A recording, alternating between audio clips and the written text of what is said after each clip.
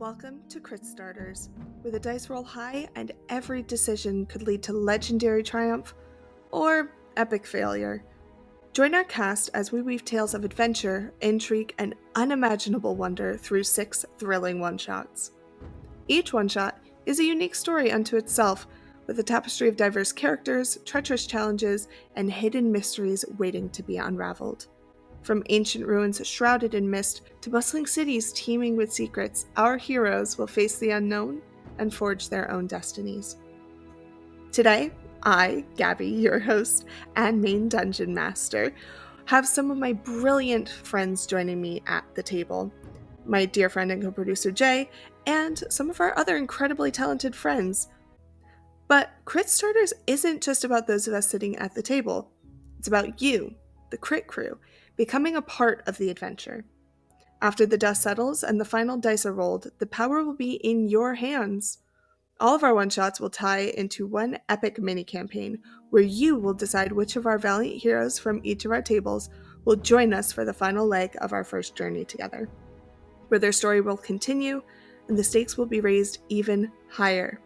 So, grab your lucky dice, settle in, and prepare to be captivated by a world where imagination reigns supreme, and the only limit is your own courage. Now, with all that being said, join us at the table, and let's get Crit started. Hello, fellow adventurers. I am Jay, and today I am your dungeon mistress here on Crit Starters. And we have a very fun episode for you. Before we get started, I want to introduce my players. Everybody say hello. Hello. Hi. We're going to go with our normal DM, who's now being a player. Hi, besties. It's me, Gabby. I am the producer of Crit Starters. I am also, as you know, your main DM here of the show, and I'm so excited to be participating as a player today as Jay takes over the DM seat. And then you guys can rock, paper, scissors. Who would like to introduce themselves next? Oh. Don't matter to me. I guess I'll go then since I was so eager. Hi, I'm Lexi. I've never played D&D before. I'm gonna make so many mistakes and they're gonna be funny. I'm very excited. I'm excited too. I'm Sunny. I've played D&D like once or twice before with Gabby as my DM. Wonderful time, but I'm so excited to be here. So, are we ready to all dive into our adventure today? Let's go. Well, my travelers, today I welcome you to Aramend. Yes, we are back in Aramend, and we'll probably be in Aramend for a very long time. If you've never been to Aramend, let me take you for a little tour. This is a beautiful port city in the southern west coast. And today we are going to be focused in on one of my favorite areas of Aramend. And that is La Baladoria, the spirit of Aramend. This is our district of entertainment and culture and revelry. And it's honestly my favorite part of town. And it actually features one of the best structures ever built in this city. It's Il Teatro della Stelle. This is a gorgeous theater, huge, and the ceilings are not only constructed but enchanted to always show some form of night sky. It is enchanting to the touch, and enchanting to the eye, and enchanting in general. It's just enchanting. Outside this theater is a beautiful square where you have different performers doing maybe some juggling or singing some songs or playing a pan flute. Even some of the performers are getting ready for Il Concorso del Signoratori Creativi, or the Creative Dreamers Competition, which is happening tonight at the theater. And this is an amazing. Can I say amazing one more time? I think I can. Amazing theater competition where theater troupes will get to put on one-act plays for both our Duke and Duchess of Aramend. It is actually being funded by our Duchess, and she is a very, very wealthy arts benefactor. Now, in this beautiful square, we come across some people who don't really feel like they may fit into the cultured bohemian artist types in the square. We pan over and we happen to see somebody standing only about 4 foot tall. They are dressed maybe a little bit more, let's say, roguishly than normal. Pips, would you like to introduce yourself? Hi, I'm Pips, and so my dad told me to go out in the world and kind of just like find some new what do they call it? Oh my god, crewmates. That's what it was. So that's what I'm here to do now. Beautiful. Thank you, Pips. We look to our right, and they're observing a We look to our right, and there, observing an animal tamer, is a wood elf who just can't happen to feel for the poor animals who are being trained in front of the audience. Dahlia? Hello, I am Dahlia. I am a lover of animals, a healer, and I'm trying to find those suckers who got my family. Thank you. Thank you, Dahlia. And reading off some of the signage of the teatro is a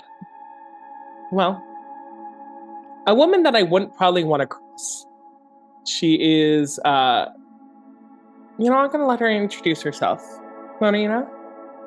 Hi, I'm Marina Dawnbloom, and I'm just trying to figure out where I came from, who my birth parents are. I'm really happy with my parents who adopted me, but there's just always been this little piece of me that's wanted to know more. And since I started getting my magic, it's kind of been unavoidable that I have to figure out where I and this power came from so I can get a better idea of how to control it.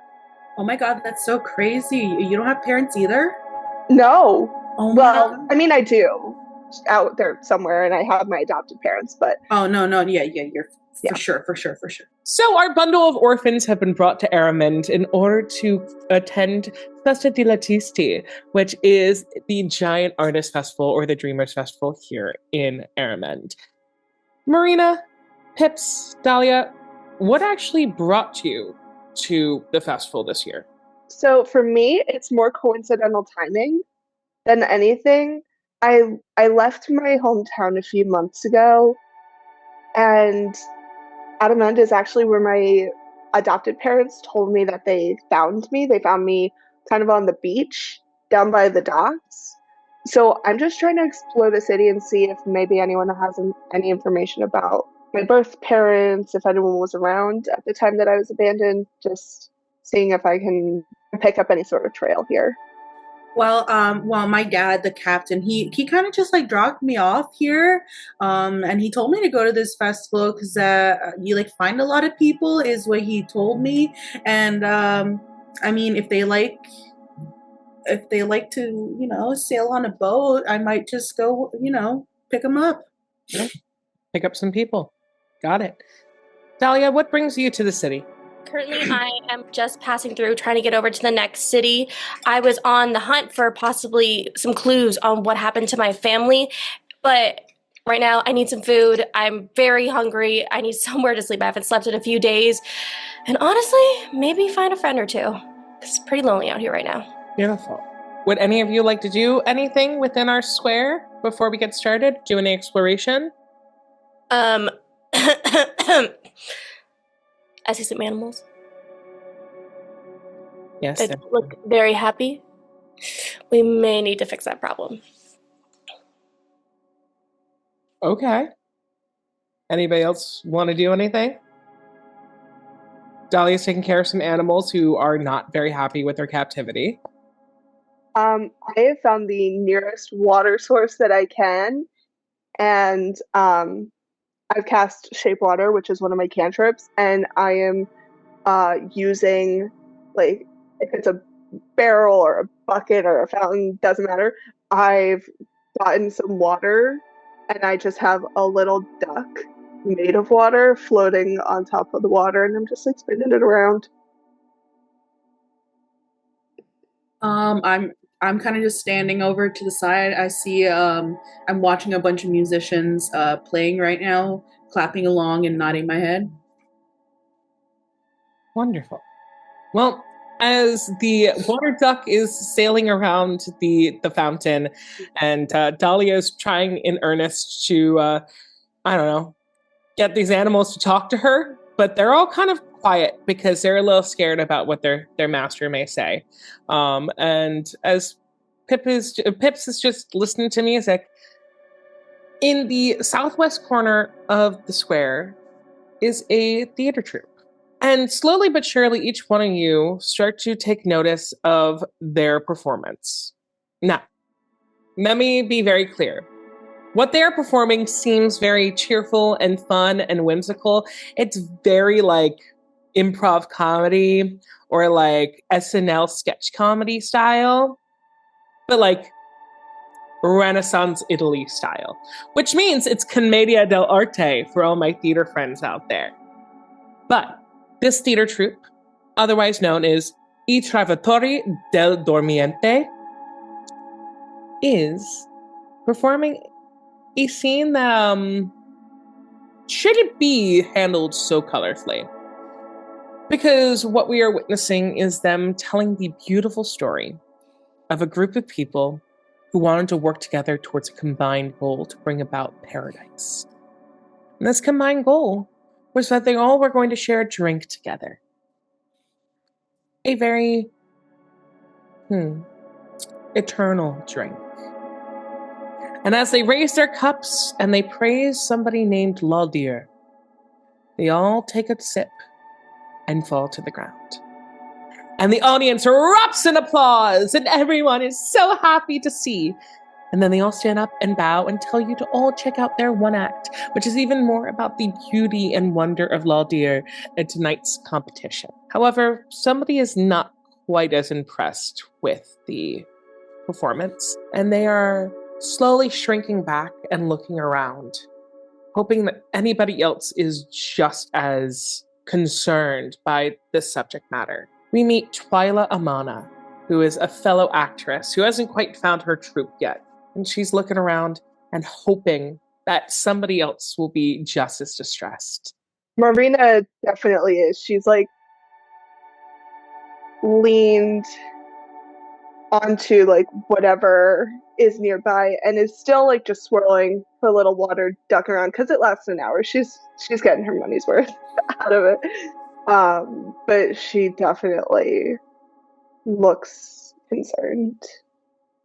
I think Pips is kind of like oblivious to the fact, but also kind of like, this doesn't really seem like the music that my crewmates would play, or not music, shows that my crewmates would play on. At this point, Dahlia got into an argument with the man trying to train animals. She was not having it. Her temper got the best of her. She may have broken a few things, but when the people fell to the ground, she was brought back to reality and realized something else is going on. And as quickly as she was focused on one thing, got distracted and went to the next, and was now trying to figure out what just happened. Excuse me? Can I? No, excuse me? Is anybody... Twyla's looking around desperately for anyone to talk. No, please, if anyone... Hey, are you okay? This performance, it's just, Disgusting. Really off-putting. Absolutely.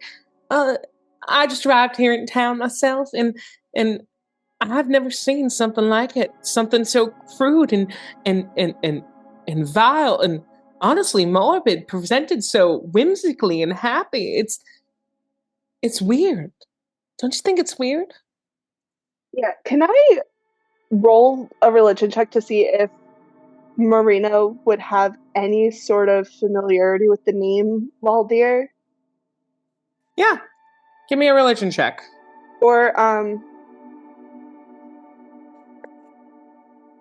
actually, I was going to say maybe history, but that's actually the same modifier for me. You would have the same modifier, so give me a religion. Yeah, so it doesn't actually matter.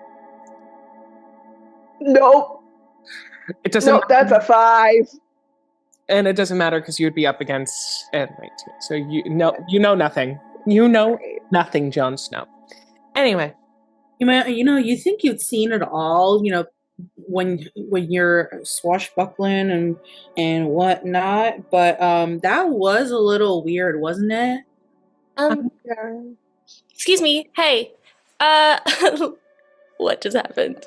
What was that? I think that's what we're trying to figure out. Okay, because something clearly is not right. We need to get to the bottom of that real fast. Yeah. I mean, most people think it's just part of the play, but I don't know. Something about it felt too earnest. Earnest is the right word for it. I'm Twyla, by the way. Twyla Amana. Serena, Dawn Bloom. Nice to meet you. Pips. Dahlia. Pips and Dahlia, and very nice to meet you all. I auditioned for them about a week ago, but they weren't taking any new actors, which was weird because you would think if you're having auditions, you would take new actors. But they were very, very persistent in their questioning rather than my monologue. They were asking me, how long have I been in the area? What is my intelligence, my educational background? More importantly, if I believe in paradise. And I said I did, but they didn't like my answer. So that felt weird. And then I've been seeing them perform different skits all throughout the week in order to lead audience members to come support them tonight at the festival. And this is probably the darkest one they've done so far. But everyone's standing there laughing and cheering like, I don't know, like they put on some kind of big comedy play. Yeah, I personally don't get what's funny about dying. Neither do I. And every skit has to do with somebody called LALDIR. What? Who's LALDIR? I've been asking around. And every single time I mention the name, either people don't know or they have this look on their face like, I don't know, fear. And they tell me to not mention the name because, well, the Duke or I make it back to the Duke or Duchess. Which is weird because why wouldn't. Maybe I'm saying too much. Maybe none of this makes sense. Wait, but isn't this whole thing like sponsored by the Duke and Duchess? Does this troop really think that that's going to be wise doing a play about someone that? That's what I thought, but you have to submit in order to be selected. You have to submit your entire script.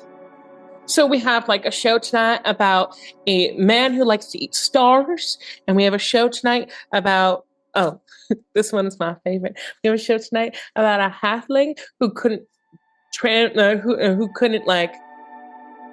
Well, actually, I'm not going to ruin the plot to that one. I think it should be anyway. But they had to submit their script in order for it to be selected for the concorso, and I just don't understand if we're not allowed to say the name LALDIR. How can you have an entire 45-minute play about LALDIR? So, what I'm gathering is that this guy is not good.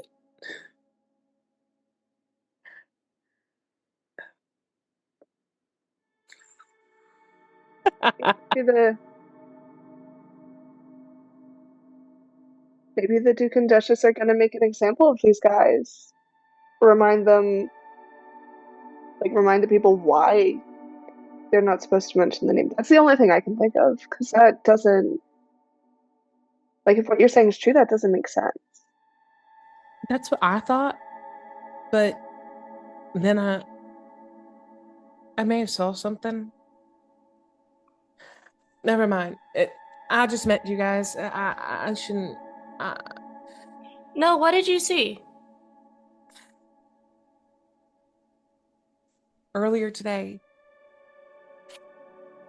the sommelier for the Duke, he's the guy who runs all the liquor and all the wine within the Duke's palace.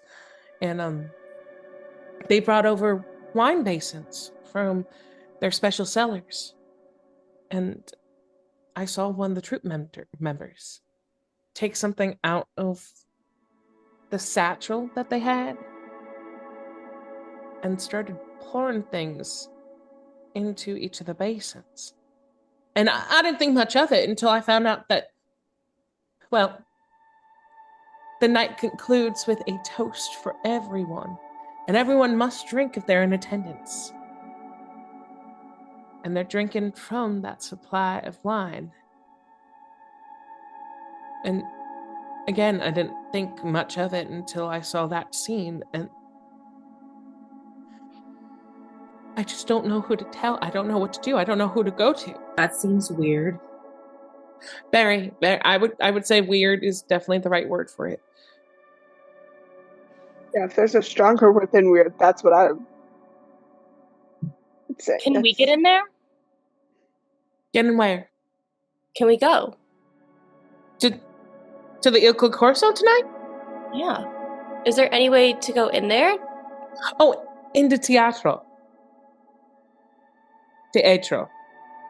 The thing that's happening. Teatro. What? They're gonna kill everybody. Into the theater. Teatro. Into Yeah, the you can just, once you announce the names, you can Yeah. just say Into this the regular theater? English. Into the theater?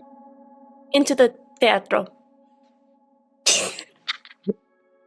See, I'm from a small little farming town, so I don't get all this big fangled words. Wait, which one? Which one? Oh, I'm from Eau Claire, yeah. I think I have a cousin from there. Well, not my actual cousin. I'm adopted, but I think I have a cousin from that town. Oh, really? Cool. Yeah. Oh, honestly, it would be nice to like hear a little bit about that. I miss home so much, but maybe we take We'll talk about it later. There seems to be priorities. bigger things that are on the plate at the moment. We could definitely go into the theater. There's just different groups rehearsing right now. Each group gets about a 50 to 60-minute slot in order to do a run through of their show before the next group has to come in. Everybody has a chance before tonight. So if we're really quiet, we could probably sneak right in. I think we could. Like super quiet, so I think we can definitely do this. So Okay. So full agreement that we're going into the theater? Mm-hmm. Yeah, I'm gonna start like trying to snoop around and look for the stage door. Okay. So we're not just walking through the main entrance. Make it a little more inconspicuous. You know what, Marina? If you're gonna do that, do you want to either do a let's do an investigation check or a stealth check? Ooh, I will take that stealth check. Okay. Go. That is a 17. Okay.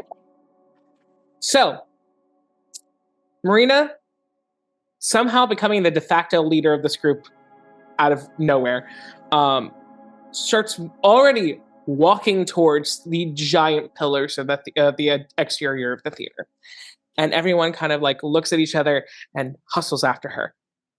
Almost on tippy toes, as if you already are creeping around, but like for no reason. And Marina starts walking around the perimeter of the theater until she gets to maybe about 3/4 of the way around the back. And there is a large kind of wooden door. It is a rounded door and has a large handle on it. And there are some guards just standing guard because they want to make sure that nobody else is like, I don't know, being disturbed while they're performing or rehearsing. Dahlia,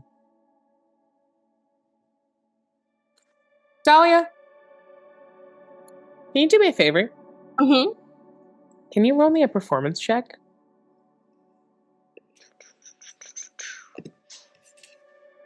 Can I assist? Is there any way that I would be able to assist on I this? got a 19. Oh, she doesn't even need it. She doesn't need a assist. Dahlia, what is one of your wild forms? For this scenario, there's one that could come in handy. However, I just need you to make some form of call or call. like a call or like sound as a distraction. Okay. I can transform into a barn owl. Beautiful. So all of a sudden, what once was 4 members of a party turns into 3 members of a party and a barn owl. Dahlia transforms using wild form into a barn owl and screeches so loud and swoops down. That's not an owl. What does an owl sound like? Wait, No, that's actually pretty accurate. Yeah, no, that was actually not bad for an owl screech. Screeches and flies right by the guards, and the guards, alarmed, thinking that there's now a whole host of owls somewhere nearby, because they always travel in some form of flock. Not really, but like they do, but they don't. Like they're not like birds, but they are birds. I know about owls. Oh my don't god, worry, they no probably way. don't. They probably Did don't you- know about owls.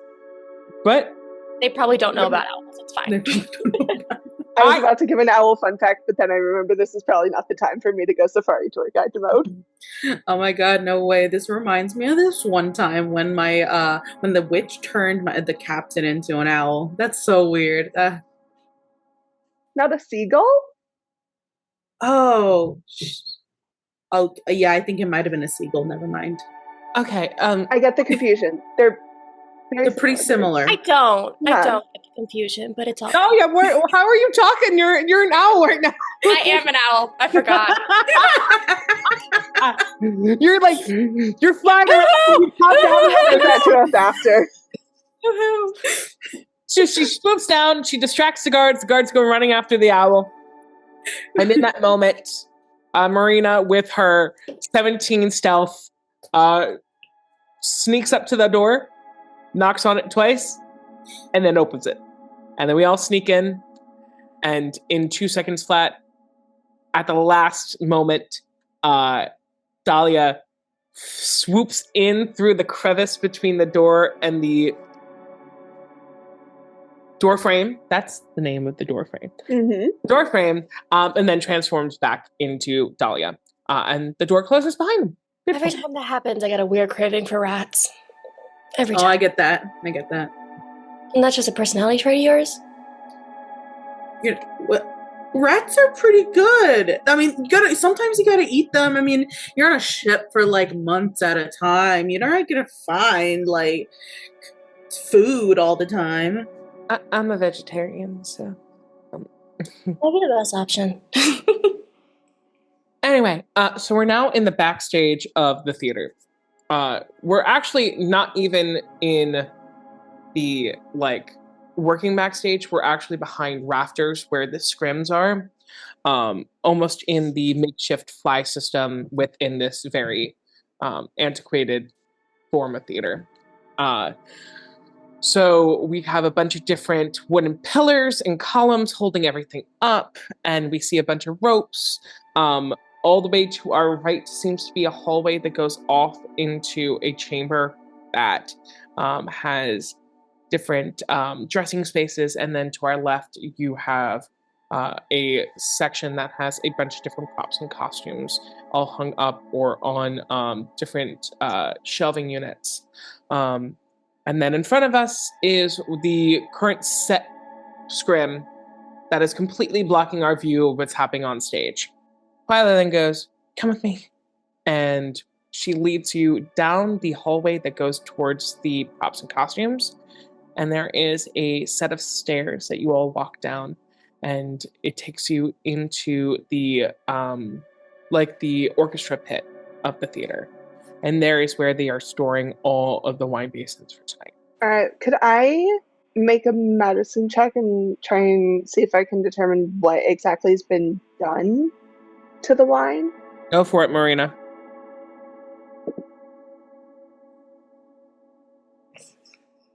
That is a 21.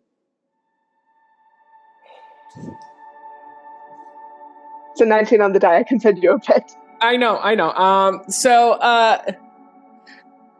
Marina, you know what? Actually, Marina, why don't you tell me what you do? Sure. So I don't want to like put anything in my mouth in case it's poison. So I just want to like smell it first. See if I notice anything. If that doesn't work, It then works. okay, yeah. Then You smell that's it, how I start. and you recognize immediately that it is a very specific poison comprised of nightshade and a bunch of different herbs that is very potent, but also relatively not necessarily easy, but relatively manageable to create a antidote for. Would I know anything about the antidote No, already, or okay? no. You just know that these ingredients do not contain any kind of venom. It's all natural. And because it doesn't contain any kind of venom or magical assistance in the creation of this poison, it can be turned by natural or even enchanted means. And I'll communicate that with everyone else.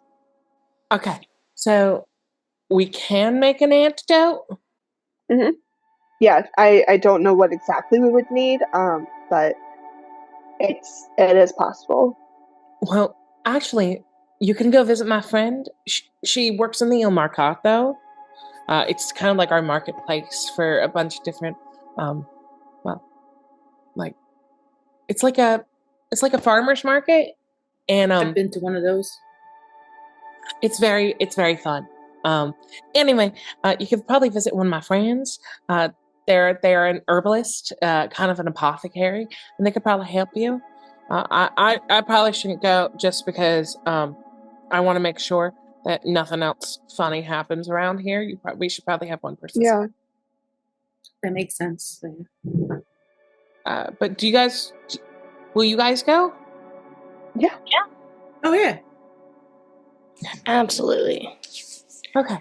So, it's like 4 o'clock right now, and the show starts at like 7, and then by the time it's over, it'll probably be like 9, 10.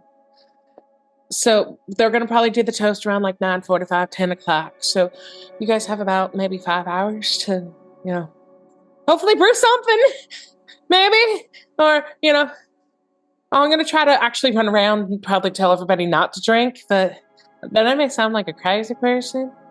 Yeah, in the District of Revelry, that sort of information that might not go over well. You can give it a shot, though, at least until we can figure something out. I can be kind of persuading if I want. Okay, I'll stay here and manage everything here. If you guys want to go to Il Mercato and find my friend. Yeah. What's your friend's name, just so we can know we're talking to the right person? Marcelina. Marcelina. Marcelina, yeah.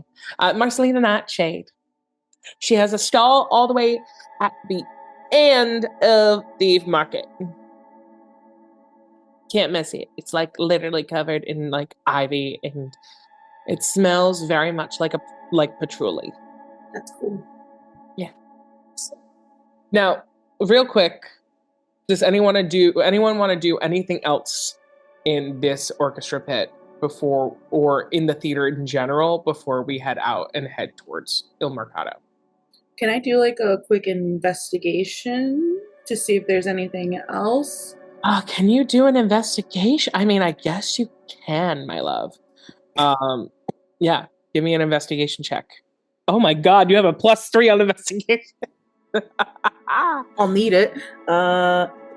11. I would also like to make an investigation check if I could. Okay. Lexi, do you want to make an investigation check? Sure. You're going to roll your d20. That's the biggest one. Yes. That's a 13 for me. Oh, I got a 1. It's okay. Okay, and that one. So Dahlia doesn't see anything. She's still kind of recovering from The switch. the wild form Yeah. switch.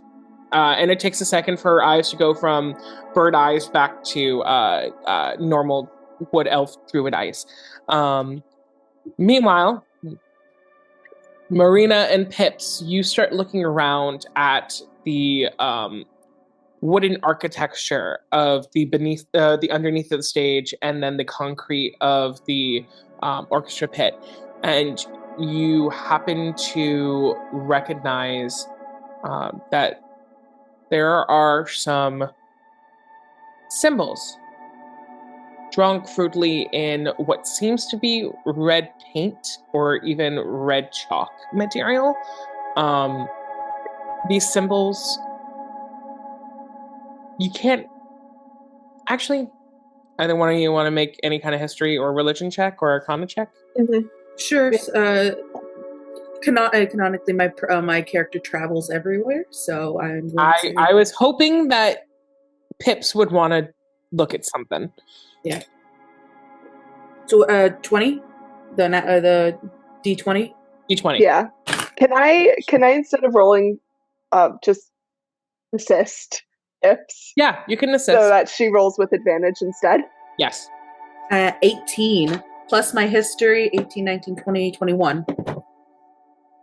Yeah. Okay. Well, that doesn't seem like you need she needs an assist. I'm just always here to help. Okay. Pips takes a closer look at this at the symbol and realizes that while they don't necessarily recognize the name LALDIR, they do recognize that this symbol has been drawn by a few of the sailors who have come from Aramend on their ship. And anytime they ask about it, all they ever hear is that with this symbol comes death. And I relay that to everyone else. I think I did see this in this one other town that I was at, like on the walls. And when then when the captain asked about it with the people that were drawing it, those guys that are on ships that aren't pirates, they kind of just said that with this symbol comes death. And I just thought it was weird at the time, but now it's coming back. That was really weird at the time. I feel like Marina would know how superstitious actors can be, and I'm just gonna try and erase the symbol. Because it feels like whistling. Like you just shouldn't have that in a theater where people are gonna perform. Oh, you're gonna try to erase? I'm gonna erase the symbols, yeah. Wonder if there's anything I can make you roll for that, because I want to see if this is able to be erased. No, I really can't. Okay. I mean, in the most basic part, you could just do. I can just do a basic. I can do a basic dexterity check to see dexterity check. How well I'm able to get the symbol off of the wall. Give me a dexterity check. 9. Yeah, you try to use some of your water in order to erase it, but they used a water insolvable paint. So it's acrylic.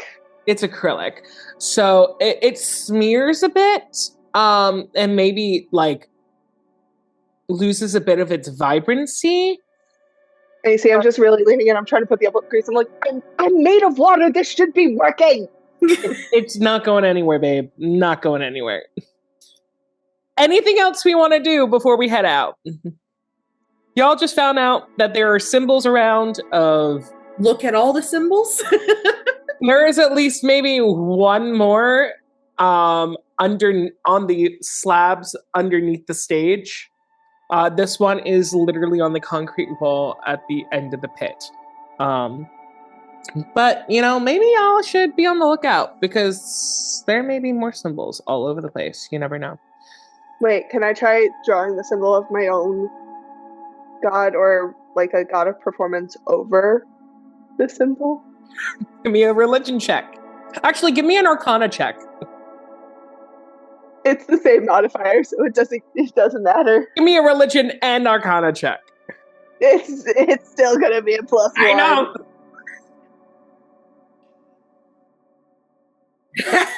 3. So you draw it over, and it glows. Wait. Why not? Why that and not performance? Because I want to see if that symbol But can. I'm trying to draw. Can I try to assist? Roll for performance. And because Dahlia is assisting me, I get advantage. Right? No, your that's how advantage. assistance works. No, Marina, That's how assistance Marina, your advantage was the fact that I let you roll for performance instead of taking your 3.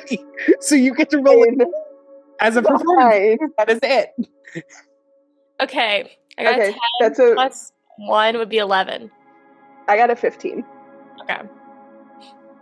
Okay, well, you draw it over, and it's a really beautiful drawing. Like, you really are very detailed, and it almost like completely encapsulates the entirety of the symbol. Great job. Wonderful. Thanks. The symbol of Istishar, which is the god of water for the Genasi people. That's pretty. Oh, I know that one. So you really did a beautiful job at drawing that on, and it glows for like maybe 2 seconds, and then it doesn't do anything. But can you still see the symbol under the one that I drew? You can definitely see the red peeking through and some of the spikes peeking through. You know what? Close enough. Yeah. I'm happy with it. It definitely looks like a kid who takes the F and turns it into an A. Sick. That looks cool. You did your best. You did your best. It's good enough. I tried. Better than not trying at all. Exactly. That's what my dad taught me. Are we on the move? We should definitely start heading out. Yeah, we're on the move. Beautiful. On the road again. So, we head out of La Baladoria, and we go out of the spirit of Aramend and into the earth of Aramend. We end up going into the district of farmers and of cattle raisers and of, people who work with the earth. And in there is a gorgeous outdoor open air market called Il Mercato.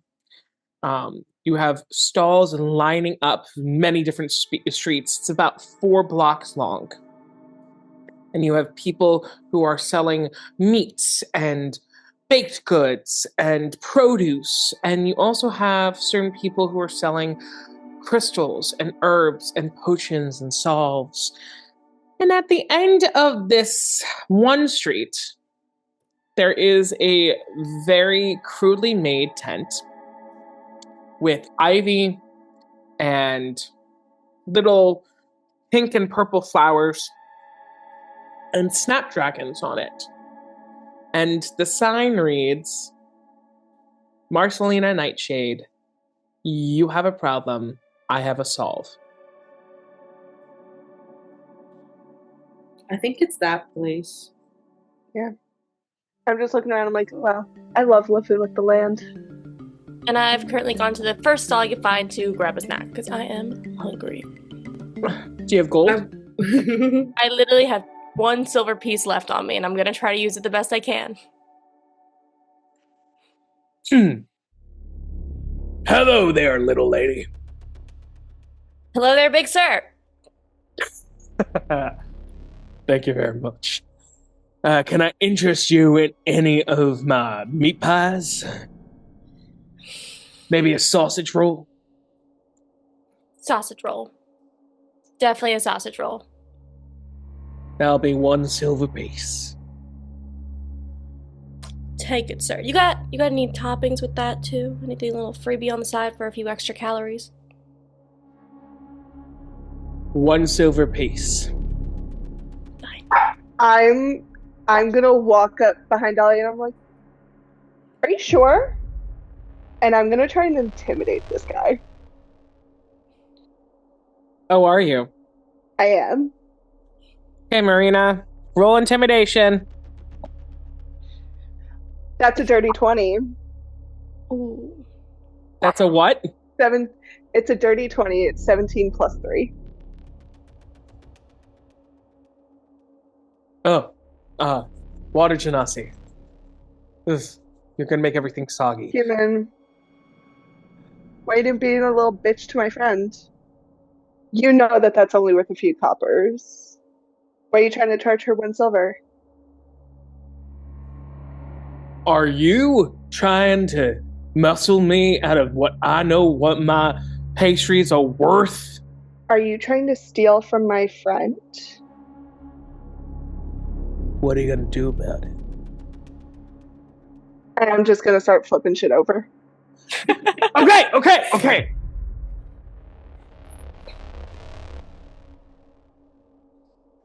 I'll give you. Can I do a quick stealth check? And I'm in the corner. I've already scarfed down the sausage roll. I hope all of you know this. Sure. What's your stealth check? It's 15. With your modifier? Yeah, with my modifier. Okay.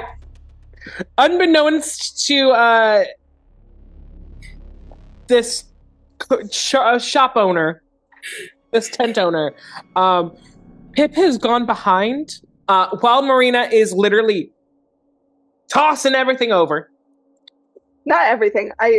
I don't want to cause so much of a scene that I am at risk of getting arrested, but I want this man to know I mean business, and I will pick his shit up if he doesn't stop trying to hustle As Marina is picking up hand pies and crushing them in her hands in front of him and going, ooh, seems like that was underdone.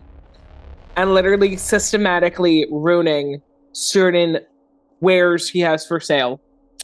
I'm gonna go for the things that most look most intricate and most expensive, and I'm gonna start with those. That took me time. Anyway, in the meantime, And it took her time to earn that silver. Pips is in the background, Overcharging. going into the reserves. Pips, do you think you have a satchel? I definitely have a satchel. So Pips just starts throwing random pastries, like not even thinking, into their satchel. Yep. That's There we exactly what I was go. going That for. is what I wanted. However, Yes, because they only got a one and 15. This one and Because this one. they only got a 15. Hey, what are you doing? Don't worry about it. Persuasion check. Persuasion check. Well, the- I'm saying they're with me, so can I take the persuasion check? No, I'm already intimidated by you. Fine, everybody just get out of here.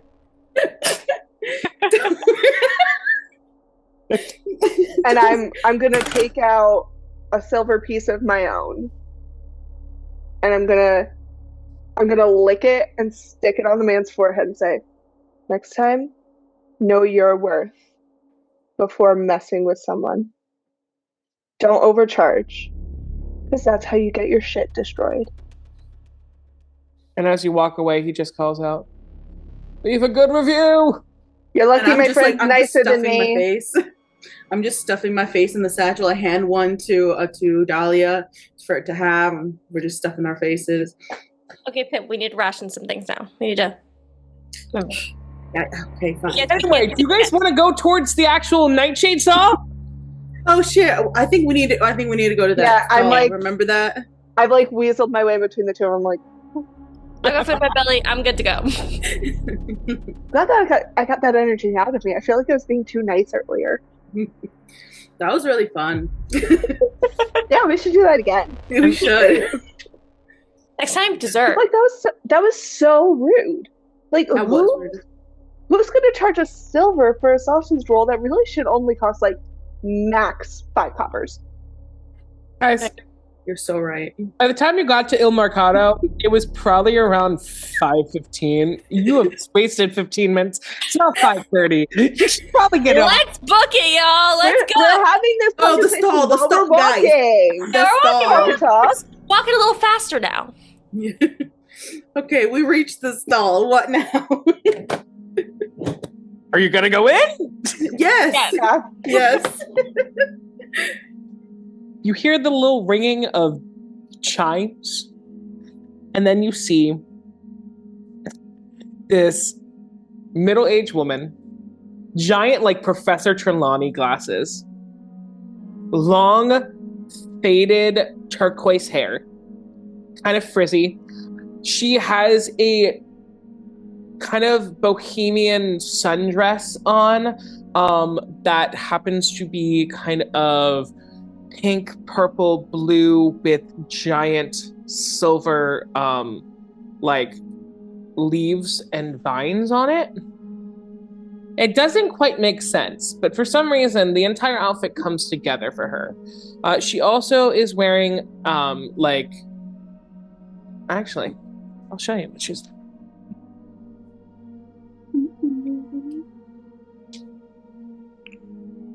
That's so pretty. I like that. Work. All right. Come to Marcelina Mansions, where if you have a problem, I have a solve. How can I be of assistance today? So we were sent by Twyla. Twyla! Oh, you mean like the short little actressy girl? Yes, that's the one. Oh, wonderful. She is actually my helper. Sometimes I get her on task care. It's a service where you write different things you need on a giant billboard, and then sometimes people come and help you. She gets me all kinds of ingredients. It's wonderful. She is very sweet, yes. So that's not surprising. What does she need? So, and I'm going to take the time to like very thoroughly explain everything that happened that brought us to this point and our need for a antidote or some kind of elixir that will reverse the poison that's in the wine. Ah, I see. You need a remedy. Well, let's see if I can conjure up.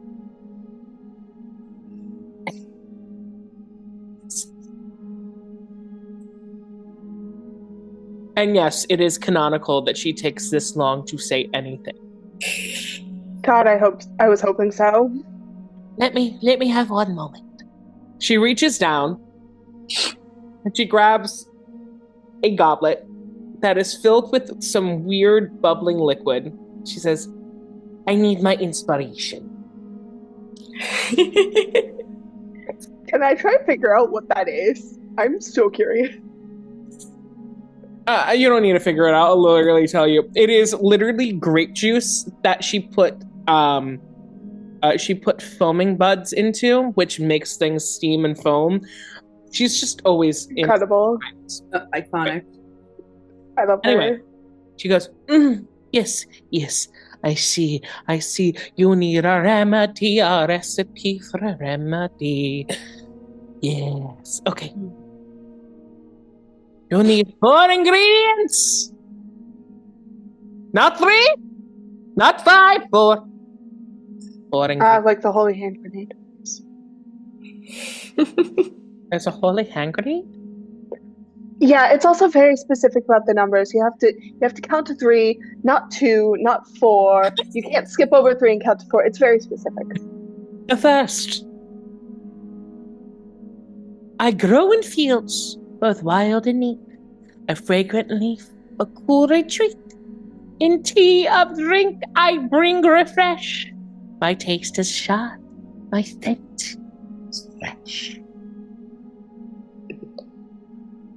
Yes, they will all be riddles. Can you repeat that one? Can you send it in the chat? I think it might be mint, but I could be wrong. You are correct. Wow, Hey, you yo. are a smarty McSmarty. You are a smarty McSmarty. So, now that you guessed mint, you gotta just like pull it down from my shelf. I'm a little too high to be climbing up. So I'm kind of short. I'm on the fairly taller side. I'm like 5'10". Would I be able to reach it? sure, Marina, you can reach it. Sick. Thanks, Marina. Okay. Now here is item number 2, and I shall give you a clue. In blooms of white I softly glow, by riversides I gently grow, a fragrant touch both sweet and fair, a healing gift for those who care. What am I? I shall put it in the chat. Thank you. I'm gonna need to read it. Yeah. Yeah, my auditory processing disorder is like, we're not hearing anything right now. I know this isn't the answer, but my head just keeps singing Edelweiss.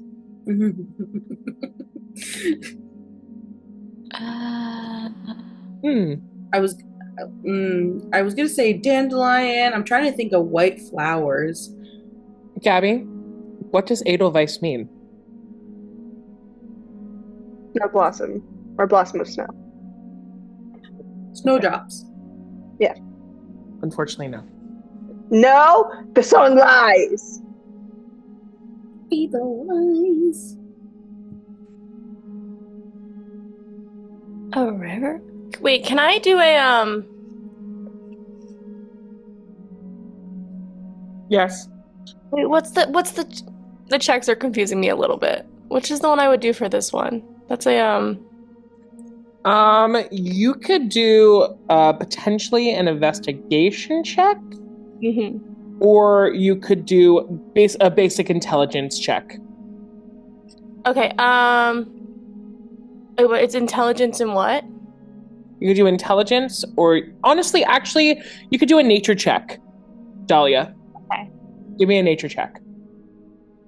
I was like thinking nature, but wasn't sure. Okay.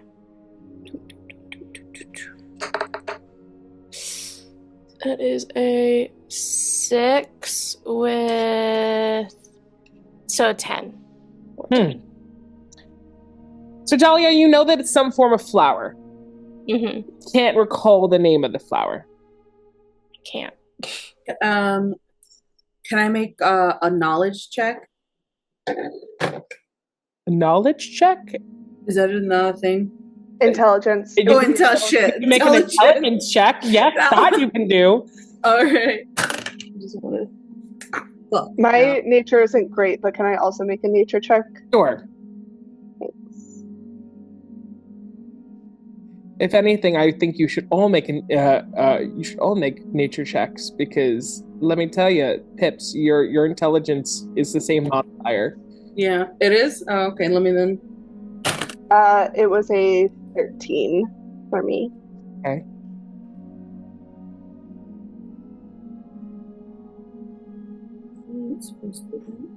Yeah, I got a 9 plus 3, 9, 10, 11, 12. Ooh. Is it wait. Is it jasmine? It's not jasmine. It's a white flower. That's all I want to know. I looked up what Edelweiss meant. It was not helpful. It translates to noble and white. The eternal flower. What? Eternal flower? What is an eternal flower? It's the eternal flower, or Edelweiss flower. It's a flower that don't die. Okay. Would you like a second clue? Yes. Yeah. Please. Riddles are hard. Is it? No. Especially if you don't know flowers. Okay. Wait.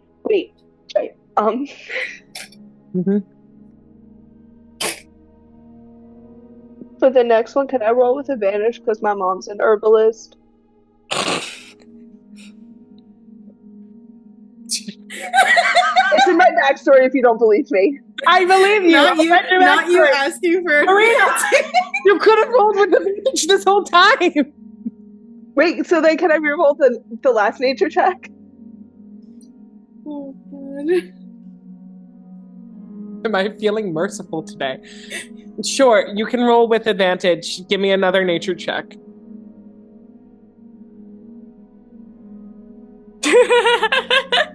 That one was worse. That was a Okay, natural clue number 2. Clue number 2. Yeah, clue number two. Hit me. I gotta write out clue number 2 because I didn't include us. Is it a water lily? No. I'm out of white flowers. Okay. I need a little bit more of my thinking. Yes. Sometimes I'm berry, sometimes I'm bud. But I can make you feel better if you're feeling like crap.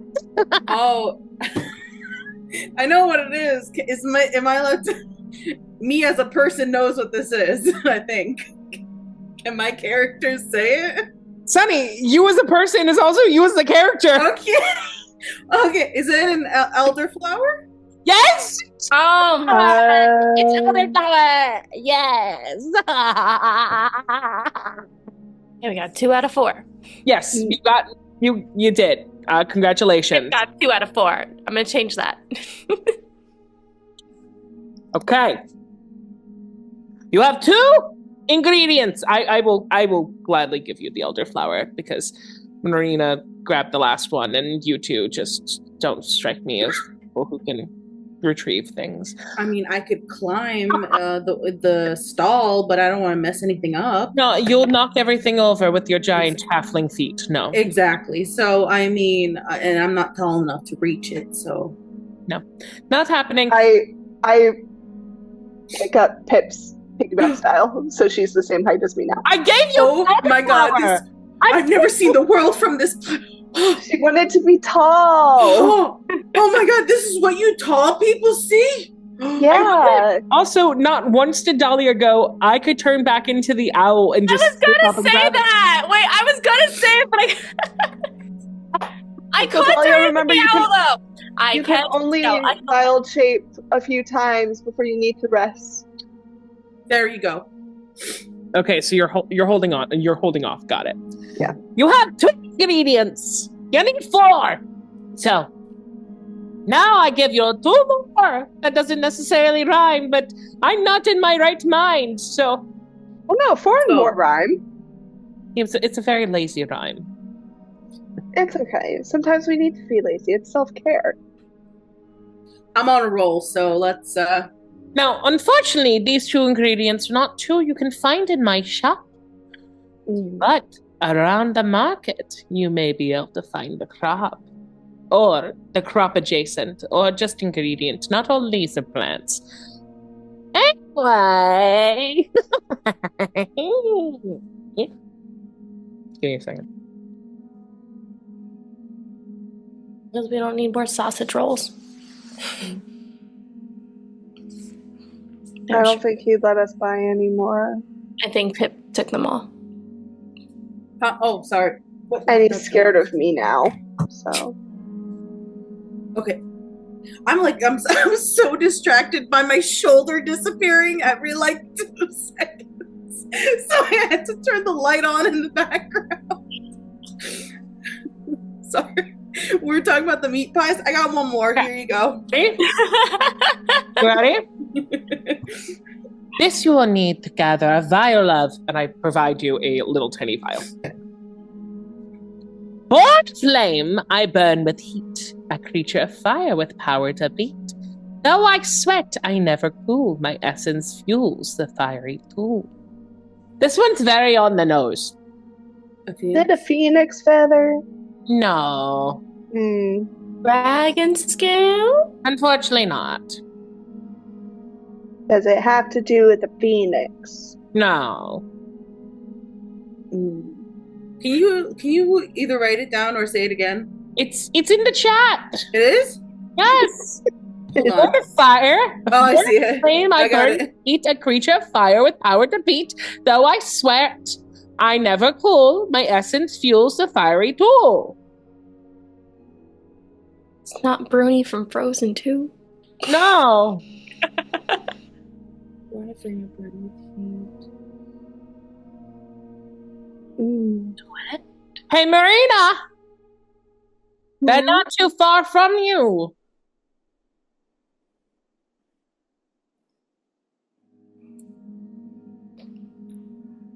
Fire salamander. Fire something. They have mucus. Fire, That's firework. fire frog. It would. Born of flame, I burn with heat. A creature of fire with powers. Marina, or It's a match. does somebody just want to roll an intelligence check? Please. Yeah, sure, Yes. I'll do it. Yeah, or all of us. Yeah, let's all roll one. Yeah, because I did not get. I did not get good 9 total. Oh no, nope. 4. 17. There we go. Finally. Marina, you look down at your hands and you think about the fact that you are a water genasi, and you go, creature of fire, like I'm a creature of water. Maybe we're looking for A fire genasi. Damn. What do you think Intelligence is only +1. what do you think we need to collect from this fire genasi? We need to make a fire genasi cry. Different kind of liquid coming from them. Wet. We need to get a fire genasi sweat. Okay. And yes, fire genasi can sweat. It actually comes out like lighter fluid. That's cool. It's fun. Anyway, yes, collect a little bit of fire genasi Sweat. in this vial, and then you'll need to take all these ingredients and crush them with the final ingredient. Are you ready? Yes. Mm-hmm. It really could have been so much. I could have just told you all these 4 things, but for some riddles are so really good. This is fun. I like riddles. I'm glad. I soar through skies with song and screech, a wild creature beyond your reach. My wings are strong, my cry is fierce, in potions I help the mind to pierce. Said an owl. Now, So who could it be? What could it be? A bat? A mystery, no bat. an eagle. Y'all are thinking too literal. We are living in a D&D world. Why are you only Wait. Because I think we're all a little autistic. A siren. Kind of literal siren. thinking's kind of part of the deal on that one. Yeah. Oh, are we talking about how we have just a touch? My character. Podco. I soar through skies with song Oh, it's and a harpy. screech. It's a harpy. Yes, it's a harpy. I said siren. A harpy feather. You have to get a harpy feather.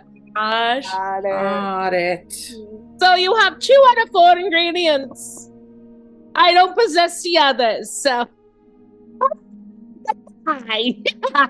And she literally takes the drink that she has been drinking and takes the chalice and throws it on the ground, and the fizzing bulbs that she puts in it creates a puff of smoke. She doesn't actually disappear or go anywhere. She thinks it's going to. And then she just goes with her hood.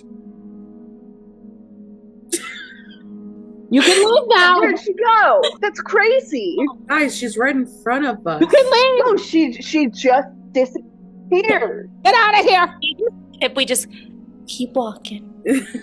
Walking. They have to drag me away because I'm like, she's there. She's right there. It's okay. Let It's the okay. We eccentric know. woman enjoy her eccentricness. It's a rule of acting. You have to yes and. We were just at a Playing pretend. I got it. Honestly, I think somebody needs to spend more time with Twyla. We didn't learn much about Twyla, but maybe somebody needs to spend more time with Twyla. They studied for many years at art college. Only because they failed out of it twice. Amazing. Little things I give you about Twyla when Twyla's not in the room. So you really shouldn't be knowing these things, but whatever.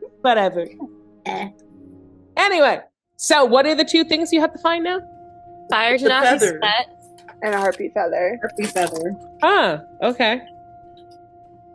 So, Marina. Fire Genasis. How do we feel about that? I mean, Oh yeah, because you're water. I've never met another Genasi before, so I don't know. Okay, so Not super common. we have to figure out where to find any other Genasi, specifically a fire Genasi. Do you think there's like a pub or something we can go ask around in? Well, she did say that we could find these things in the market. Oh, in the market? Oh, she did, yeah. I remember that. So I'm just gonna look around. Do I see a fire Genasi in the vicinity? Can I transform into the owl and fly around looking for the Genasi?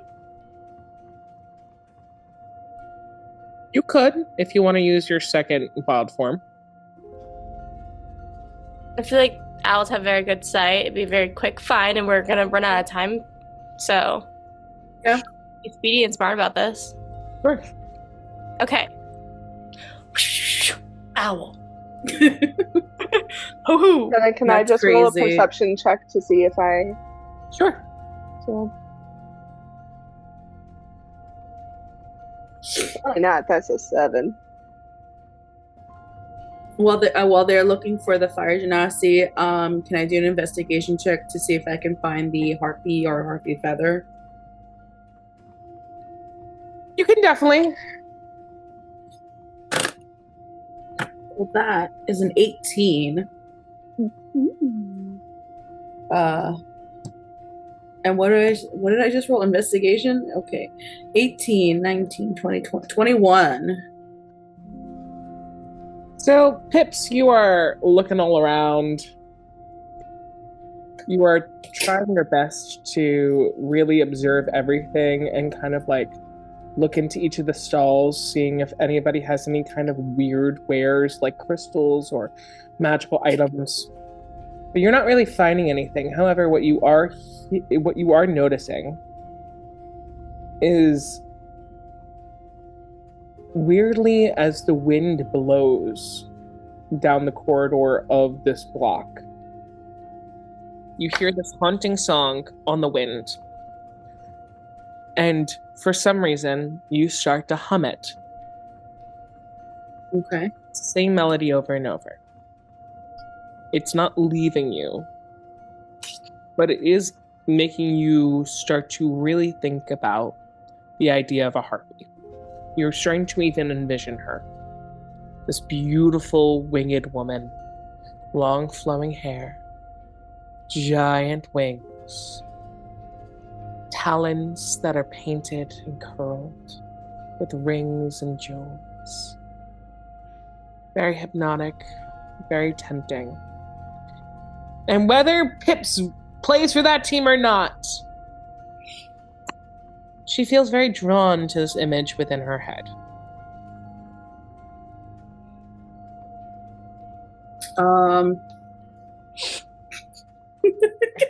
I feel like I should do a survival check or something, make sure I don't die. You could do a survival check. That's fine. 16. You're alive. Thank God. I pinched myself. Yeah, you're okay. You pinch yourself a few times. You even kind of lean over to Marina and kind of like, hey, do you hear that? Marina? Are you hearing the thing that I'm hearing? Are you hearing that? Why? Yeah. There's like There's nothing. there's like music. Or someone singing like this weird tune, and then I try to replicate it, but I don't have a great singing voice. Would I be able to figure out that that's a harpy song from hearing it? Give me an intelligence check. Just regular intelligence? Yeah, just regular intelligence. Okay.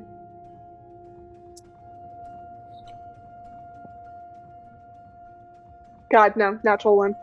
Oh, dang. No.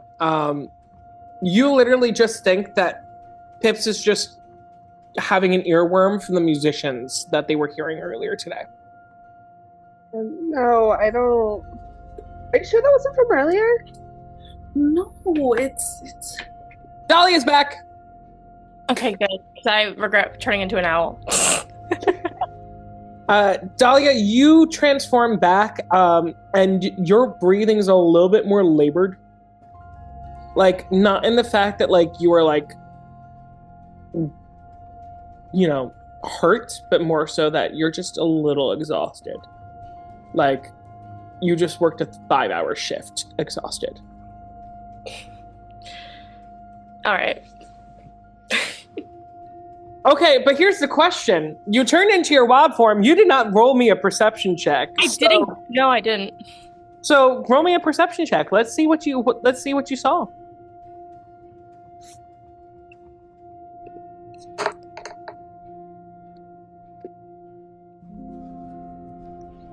It says a B. A B? Why is there a B on the roll? On the die? is it an 8? No, it says custom roll and then 20. I don't know. I think I clicked something wrong. Let me do that again. Yeah, try it again. Yes, please. I'm like, I can't work with that.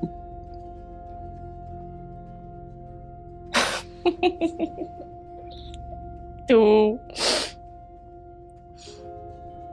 I goofed. I found nothing. I did all that flying around for absolutely nothing. Couldn't find the fire. Dahlia and I are just looking around with blindfolds on. Honestly, I'm the only one here. I was We- hoping we just are to find meeting- somebody red, and I could not. Owls actually don't have good sight during the daytime, so that may have been my mistake. Yeah, we mean to go like this, but we're actually going like this. And I'm over here just singing to myself, trying to figure out if I've heard this tune before. Can I do like a, what is that, like an intelligence check to see if maybe I have heard it before? We're doing so many checks. Like, so many checks. Which is it's great. I love it. I'm trying to find a way for us to not lose the plot, which we're not. But like, Is this not important to the plot? Why am I going insane? because I wanted to make you go insane. Yes, it's important to the plot. Go. Can I make it? Okay, so can I roll? Yes, roll. Okay. What did I say? Intelligence? That's like a 3, 8, 9, 10, 11. With your modifier, which is only a 1. Never mind. It is a 9 with my modifier. You honestly, you get kind of pissed off at Marina for suggesting that this was one of the songs from one of the bands earlier. I was Because you're like, I've never heard the song ever in my life, and now you're making me feel gaslit. What the heck? You can't gaslight me. That was contemporary jazz, and this is clearly like not that. I'm not trying to gaslight you. I just wasn't paying attention to what the musicians were doing earlier. I was too busy making a water duck. Okay, what are we doing? Can I follow the sound? Is that what I'm trying to do, or? Yeah, no, try and lead us to the sound. Try to figure out where the sound is coming from. Is that important?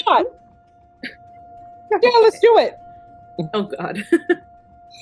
Follow the goddamn sound if you'd like. I'm not afraid. Yeah, I'm not afraid. I'm a pirate. You've acted very pirate-like this entire game. Thank you. Arg. Although, very assholey of me to assume what a pirate acts like. Just Yeah. Not all pirates are the same. okay. So, Anyway. are we following Pips to go try to find the sound? Yes. Yeah, but I'm very much on alert, very suspicious about what's going on, especially because seemingly she's the only one who can hear it. Okay. So you start walking down the block, and Pips is like literally taking a couple steps, waiting for a breeze to blow by, listening, and then continuing to walk. It's like every 2 to 3 minutes you are like walking, waiting, or every 2 to 3 seconds walking, waiting, listening, walking, waiting, listening. Scurry, sniff, flinch. Very, very scary sniff flinch. And you get to the intersection between all 4 blocks. This little square. And you are now in the center of the square.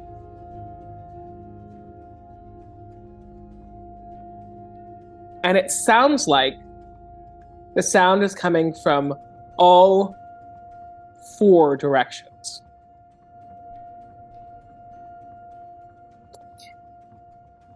I want you to make one more investigation check. All of us are Just just me. Pips, or can all of us? No, because you guys can't hear it. So just Pips. Oh no. Not oh no. I just don't want to hear oh no. What's my investigation? 8 total? Yeah. Okay. Party. I'm about to be kidnapped. No, you're not going to be kidnapped. I mean, maybe, but not really. I'm pretty small, guys. Can I tell that she seems to be looking for something and also just try to look? I know I can't hear this sound, but I just want to See if maybe there's a visual. I'm trying to keep an eye for anything that seems You know out what? of the ordinary or dangerous. Marina, actually, you and Marina and Dahlia also make me investigation checks. Okay. Can I do a perception check? Yeah. Yeah, I would also rather do a perception Let's check. do perception checks. That is a 13 for me. 8 plus 6, 9. 14. Okay. You all hear it now. Okay. Now that you're in the center of the square and the wind is coming from all sides, the breeze is coming from all sides, you now all are like, oh, you're not crazy. Thank you. Do you? Okay, but do you get what I mean? I This never is not said you were contemporary. crazy. Okay, I just Yeah, no. It's singing not was a little contemporary misleading jazz. as well. The singing was a little misleading, you know. Okay, well, Yeah. I didn't really say that I had a good voice, and No, it's fine. It sounded a little scatty when you were trying to do it, but I get what you were going for now. It's more like legato. Yeah. I got it. Yeah, no, It's like, I gotta find a teacher. I'm sorry. it's okay. No, we all have skills that we can improve on in ourselves, and that just means that we're doing okay as people if we can recognize that. Thank you. I needed to hear that. Thank you. Yeah, I had to. So the sound, right? Okay. The sound. Do you hear how it's like not coming from like one specific spot? Yeah. It's coming from everywhere. What does that mean?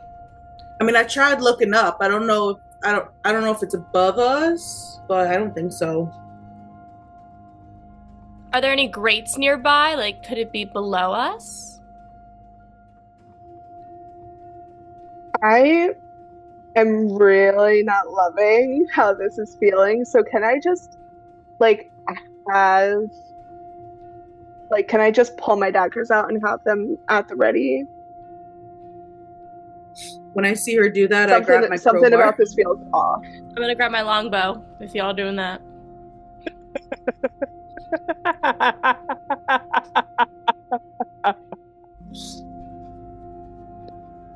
You hear a whistle. They pulled weapons out in the square. That's one of the merchants. So if a crowbar can be considered a weapon. They see the daggers and just assume that everybody else's things. Damn. No, I'm like holding them at my sides. They're not like I'm not like. I know. This doesn't seem. There are merchants all around you who are literally looking everywhere. So somebody saw you all stand in the middle of the square and pull. Trust me, I'm trying to help y'all. Okay.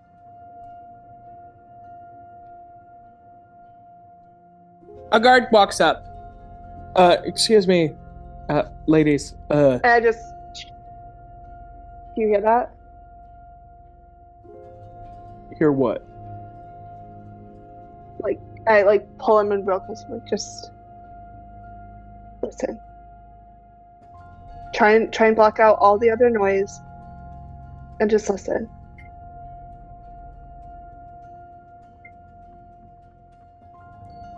Ma'am, I hear nothing, and I'm gonna need you to put those away. We have a very strict concealed weapon policy here in Il Mercado, just because we were all just trying to keep the peace and having a good time selling all of our produce and mates. So it's okay if you're carrying them, you just need to keep them concealed. Thank you. Mm-hmm. And I'm going to try to sleight of hand still have my daggers out, but convince him that I put them away. Sure. I'll put my crowbar away, but like kind of sad because I'm just like, man, this is my favorite crowbar. Yeah, it's a 13. You, instead of putting them in their hilts or in their scabbards, you literally just put it into. I put the one that's closest to him away, and I leave the other one out. You almost like turn it so that way it's up your sleeve, like the blade is almost up your sleeve. Yeah, it's flesh against my arm. Absolutely. Ladies, is there anything I can help you with? You just seem very confused and concerned, and honestly, you've been standing here for maybe about 5 minutes, and it's starting to alarm the merchants here. So, just wanted to see if there's any way I can be of assistance. I feel like I'm just gonna cut to the chase and ask them if they know anything about a harpy in the area. Nope, no harpies in this area from what I know. We haven't had harpies in this area for a very long time, actually. Anything else you're looking for? No, that's it. Thank you. We're gonna be calm, right, girls? And I'm very much letting, as I now have my back to the guard, letting them know, like, I am not calm about this, but I need this guy out of here. Because he's obviously not helpful. Mm-hmm. There's seriously nothing else that you're looking for? No. Thank you so much. Okay. He walks away. Unbeknownst to you, he walks down the street to the stall of a friend of his who was a fire genasi who you could have asked for directions to. You say that mad at us as if we could have known. Actually, right before he left, I was like, "What about the fire genasi?" I was like, should we ask about the fire genasi too? Focusing on the harpy right now. I was focusing. I'm gonna attribute that to I'm still going crazy in my mind about this song. Tired. I'm still tired.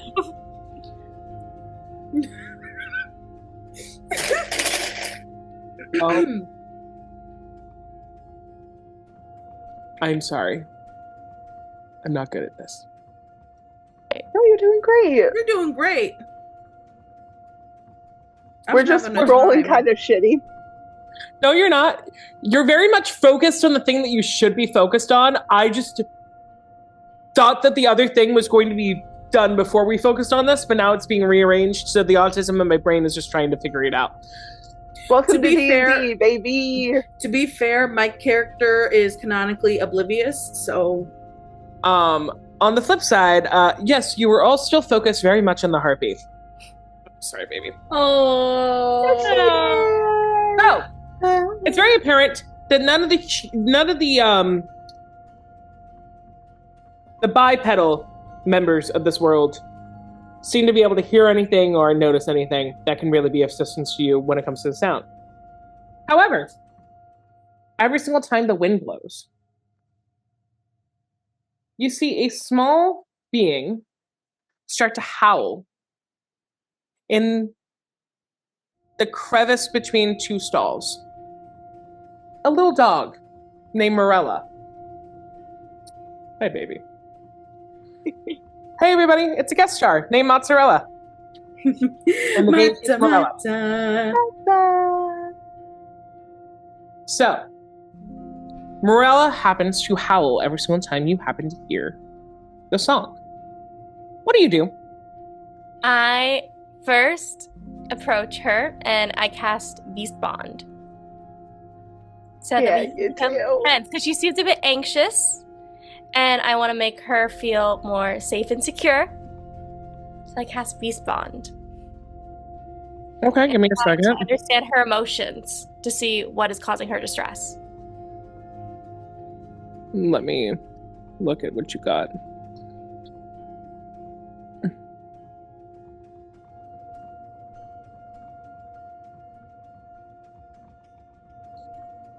On your sheet that tells me what Beast Bond does. I can pull a it up. telepathic link with the beach that I touch that is friendly to you. I go, hello there, little one. And I approach her and I try to understand telepathically why she is distressed. So we're mind talking right now. She's so loud. She's so loud. And the horses, they don't like it. They don't like it. They can't find anything. They're very silent. They're so silent. They're never silent. Oh, what's going on? I don't. Hi. All right, I approach the pup. What's her name again? Morella? Morella. I approach Morella and I give her a little pat on the head. I try to calm her down. And I cover her ears so that maybe the noise can calm down just a little bit. So she feels a little more at ease. And I turn back and relay to everybody that there seems to be a very loud noise, which I'm assuming is the harpy that she hears, but it also is scaring the horses, which means maybe it's not a safe harpy. There could be some sort of danger around the corner regarding this creature. Yeah, I want to go up to the horses and just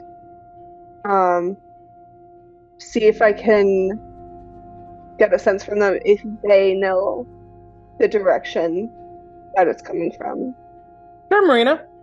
Do you see any horses on the street? Well, I'm assuming I do, because otherwise where would the dog be talking about the horses? Give me a perception check. Or an observation. Give me an insight or a perception check. Insight? Perception. Yeah, I was gonna say, don't let me do insight, because then I got you. That's a 13. So you look around, and there doesn't seem to be any actual horses on the ground, but you do happen to see a space in between about 4 stalls on one side and 4 stalls on the other of 2 large oak doors with giant handles and like door heads that look like horses' heads.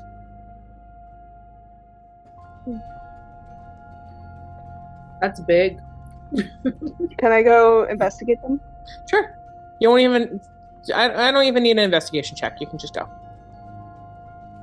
Okay, so then what do I see? You're not gonna make me roll for it. You hear on the other side very faint neighing. Like you shouldn't hear. You would think that because you're so close, the neighing would be louder, but it's not. It's almost very labored. And And then as you look around, you start to realize between a bundle of about 5 different haystacks on one side, and a kind of a rack on the other with different leashes and harnesses, you begin to gather that behind this door is a stable. Does it seem like I would get in trouble if I just open the door and walk in?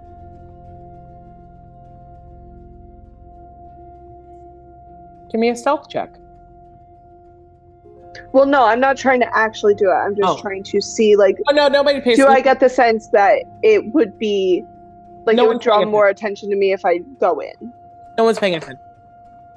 Okay, then I'm not even going to try to stealth in. I'm just going to walk in. Perfect. Are you guys following? Yes, yes, And absolutely. I may or may not. I would have signaled, like, hey, first is this way. And I just kind of stumble after her. I give our little pup friend our last sausage roll to thank her. Nice. Thank you, but no. And because of your animal bond, you hear her continue to go, thank you, thank you, thank you. But then it takes her maybe until you get to the door, Dahlia, and right before you enter, before you hear her go, wait, no, not in there! And the door has already closed behind you. Oh no. I still have my dagger ready, and now with my other hand, I'm gonna have Sorcerer Bolt prepared. Beautiful. Or Sorcerer's Burst. Beautiful. Since I'm following her, I see her start to do something, so I kind of just put my hand on my satchel. Anybody want to look around? Yes. Anybody want to see anything? I'm gonna look around. Okay. Everyone give me a perception check. Or an investigation check. You can choose. An 8. Wait, what is it we're rolling for? Investigation or what? You can Or perception. You can roll for investigation or perception. That's a nat 20, baby, with a +3. Yay! Okay. I rolled a 16 plus 6. 22. 22. Took me a second. So Marina is very focused on I finding. am again.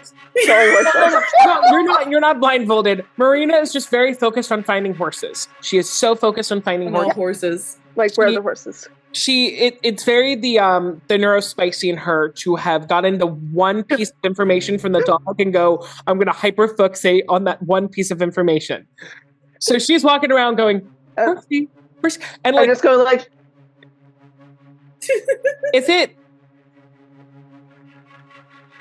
I'm like trying to lure a cat, but horse. Yes. So I'm making like. Meanwhile, what noises do horses like? Pips and Dahlia, one of you can take the individual stable stalls, and one of you can look at the entrance area. Who would like to take what? I'll do the entrance. Okay, I'll do the stalls. Beautiful. So Pips, you start looking around the entrance area, and obviously you see different harnesses. You see a couple rickshaws, and like what would be like small carriages, like all the way to one side. But then you start to notice that in the tops of the rickshaws, which are fabric tops, there are about 6 shreds in each top. Not necessarily like someone took a knife and slashed, but like somebody had landed and curled talons into the top. Do you have anything more to add? I was just going to say, at seeing those talons, I take out, I think I have, I'm just going to take out my crowbar. Okay. You Just can to arm myself. That's fine. Crowbar is fine. I love that you're a rogue armed with a crowbar. I think that's so funny. And then you start to walk back to like the main corridor where all the stables are. And you're kind of almost like walking backwards. And as you're doing so, you start to notice that unlike in the theater, where it was very large and all over, or like very large and like in two specific places, very small versions of the symbol are showing up on bricks and tiles and on the back of the door. As I'm walking back, or it's already there? You didn't notice it as you were walking Okay. rickshaws, but as you're walking backwards, you're starting to pick up Notice it. that Okay. there is little symbols everywhere. Mm-hmm. And the reason why you wouldn't pick up, like, it is very much the idea that like they're not meant to be picked up on if you're just walking around like normal. Mm-hmm. Yeah. Because you are backing up slowly with your crowbar, like, what the heck is going on? You are starting to really be hyper focused on looking at all the details. Mm-hmm. Mm-hmm. Mm-hmm. Meanwhile, Dahlia. Wait, I do just want to add that, like, I am very freaked out about the fact that the door closed behind us. So I am, like, I'm not just yelling out for horses in the area. I am trying to be a little stealthy. Marina is never just thinking about the horses. Actually, Marina, do you want to try to open the door? No. Cool. Anybody want to try to open the door? Dahlia, you're in a stall. You can't. But Pips or Marina. So really just, Pips, do you want to open the door? I kind of look at the door and not really like realize like, wait, did someone shut that behind us, or did one of you do that? And then I kind of just walk up to the door and push on it, I guess. Give me a strength check.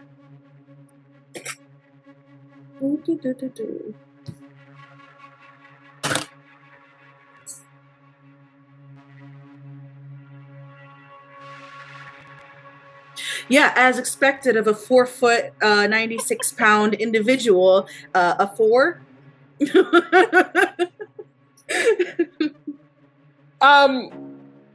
You push and nothing happens. Then you grab the other end of the like door ring and try to tug and realize that while getting into the stables was easy, for some reason you are now locked in from the inside. Okay. Do I relay? Perfect. I can relay this. Or do You I know just? what, Dahlia, I'm going to get to you in a second. Pips and Marina, I need you to roll for initiative. Oh God! Shit. 14. That was not good. Oh. 14. 4. Once again. Oh God. Yeah. How do I want to do this? Please don't kill me. Good sir. Or ma'am. Good madam. Good mistress. Please do not kill me. You hear from above, like on the rooftop, a sound that sounds like I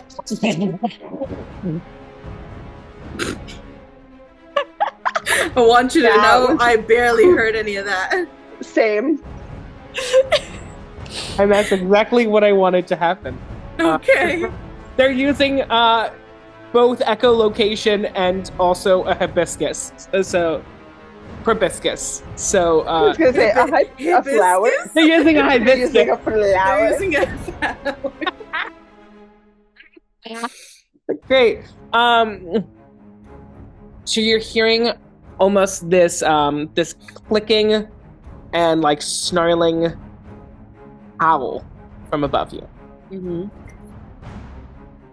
You look up, and perched at the top of the 2 rows of stalls, one on each side, is something called a sturge. A sturge is a combination between a mosquito and a bat. It ugly. I mean, it's kind of cute. No, don't be a liar. I love it. No. Sunny is not a Not liar. real. No. A liar. This is actually Sunny speaking. I'm just saying, it's kind of cute, like an ugly dog or a hairless cat. Okay, so you have 2 sturges up on the roof. Gabby, because Pips rolled so low, could I technically? I want them to. No, wait. None of you. I could start with an attack. Well, I did say that I had Sorcerer's Blast prepared. So actually, I get to do that first. Okay, you can do that first. Does that mean that Pips then gets a turn after you, or does No. So this is before the initiative actually officially starts. Beautiful. Because I had an action prepared for, like, specifically, if I see anything off that looks like it would hurt us, I have this prepared so I can just fling it.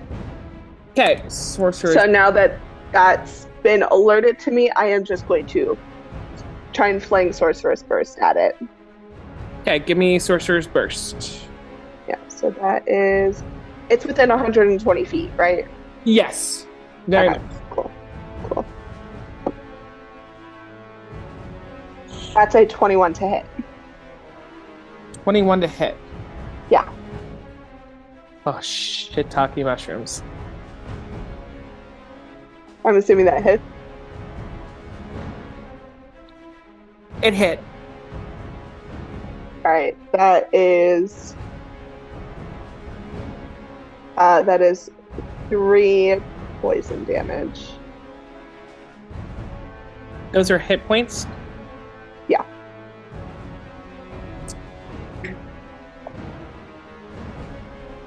Well,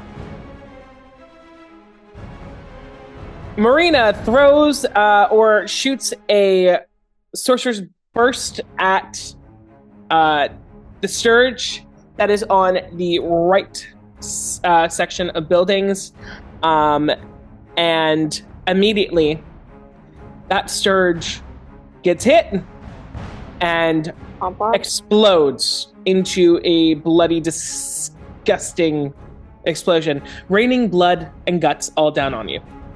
Ew. Yeah. Sorry, guys. Gross. I got spooked. Thanks.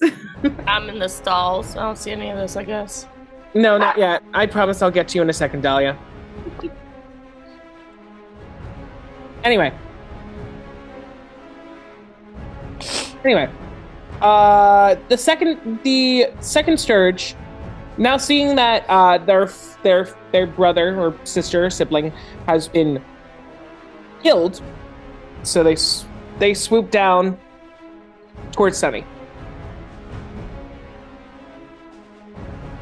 Towards that is your one action. So now both of you get to do an action, or a bonus action. What are you gonna do? Actually, yeah, Marina, you go first. Okay. I'm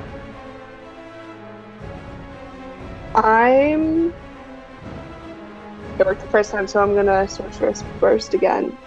It's a cantrip, so I can use it however many times I want. Okay. And it's my extra token away. That's a 10 to hit. It's a nat 20, so... What? You don't roll anything, babes. Oh, I don't roll anything? Nope. Oh, armor class. Yeah, it's no. against the AC. Yeah, no. They're 14, so you don't hit. Yeah, that is. Okay.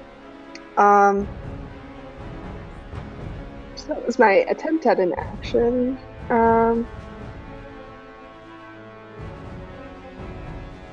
Is it my turn? No, I want to see if Oh, okay. Marina has any bonus actions. Or anything else you would like to do. Yeah, I'm just checking something real quick. Sorry, there's a spell that I should have that isn't on there for some reason.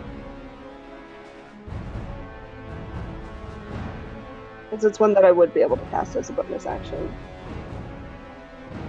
Am I close enough that I can touch Pip? No, you're about 8 feet apart. So I'm gonna move so that I am close enough to touch Pip, and I'm gonna cast Dragon's Breath. So until the spell ends, which it lasts up to 1 minute, and it's concentration. Pip can take an action to exhale a 15-foot cone that would deal 3d6 poison damage. Each creature within the area of the cone makes a dexterity saving throw. On a failed save, they take half damage. Great. I think I phrased that all right. Okay. Well then, Pips, you have something additional that you can add to your arsenal for your turn. I was gonna do either an athletics or a strength check. Can I do that? Sure. I was gonna try and swing my crowbar like a baseball bat at the thing since it's coming at me, right? It's not currently coming Or it's at. like swooping down. It already swooped down and landed. It's just near you. Oh, okay. It's within 5 feet of you. Okay, well then, I mean, I'll do the breath thing. Does that reach 5 feet? Yes. It's a 15-foot cone. Okay, then that. Okay, so then I roll a d4, correct? Or d8? Saving. No. Saving? So for it's a dexterity saving throw, so there should be on the stat block. Oh yeah, okay. Source for that. Ha! And it's a 13 save. I have a 17. Okay, so it's half damage. So, this Sturge, it's 3 points of damage, correct? No, it's 3d6. Pip, do you want to roll the damage or do you want me to? Do it. Okay. Yeah, so it's 3d6. So I roll it 3 times. Yeah.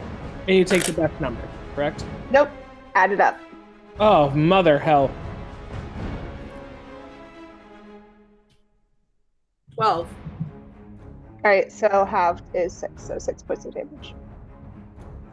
This Sturge bursts into a fury of blood and guts as well, and rains it all over you.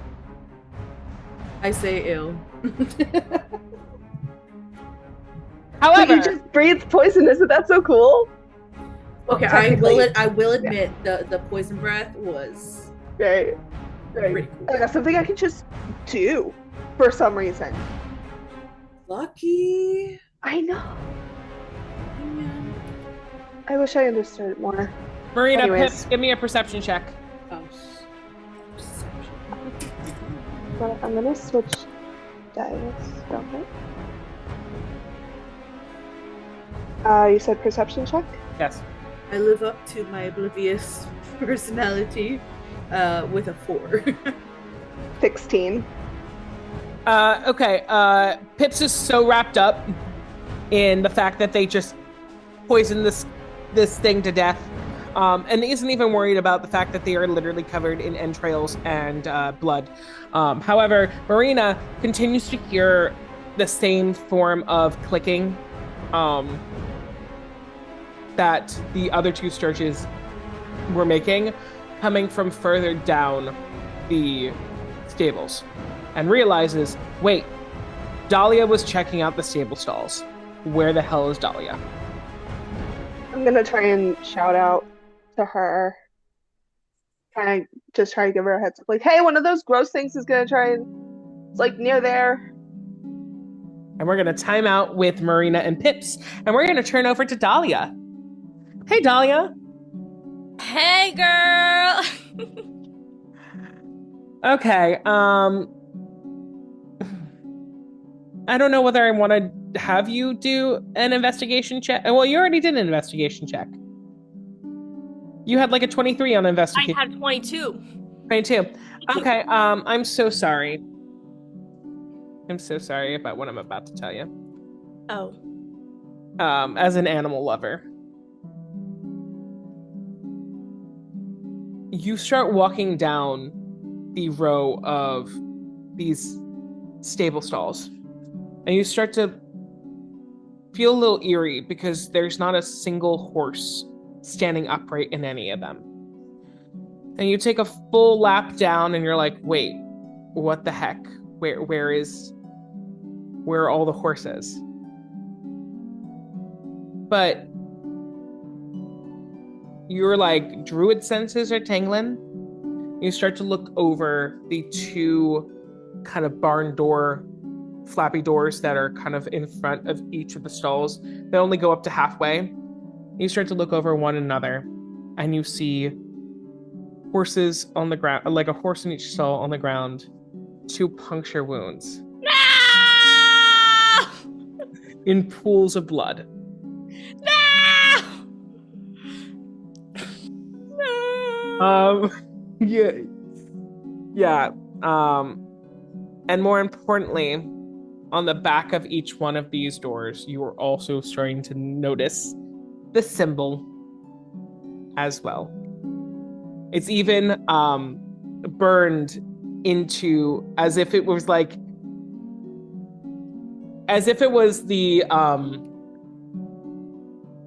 logo for a farm.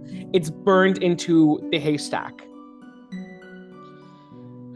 You're starting to see it everywhere, as if these stables are really almost fortified or built by people who really, really seem to have an affinity for this symbol. Okay, well, I guess I go investigate one of the horses. Actually, wait, can I do survival check first? Yeah, you could do a survival check. Okay. Sure. Why not? Let's not die. 16 plus 6. That's another 22, babe. We're surviving. Yeah, you're not dying. I'm not dying. Okay. You're not dying. A lot of blood. You're fine. Okay. I approach the horse. And I wait. Can I cast? Yes. What are you gonna cast? What are you gonna do?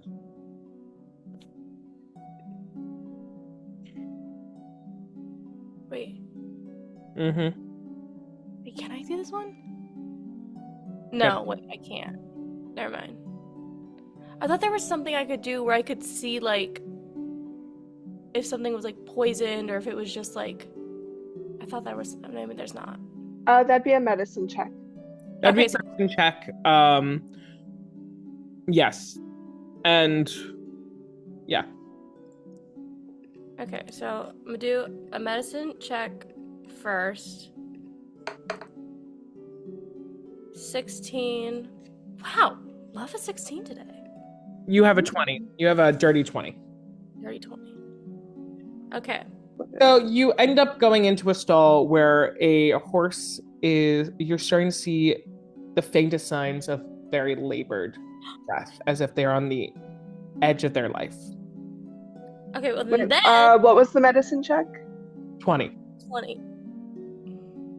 Yeah, I would say with that with an herbalism kit. If it's nothing too crazy that's killing the horse, she'd be able to.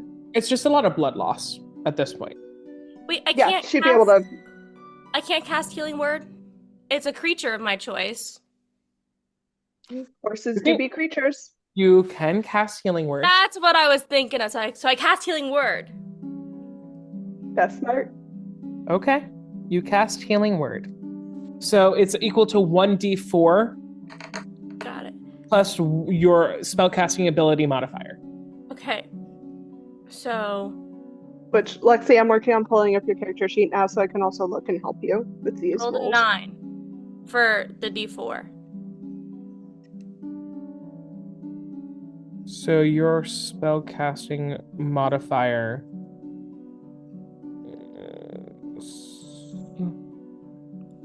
How do I see that?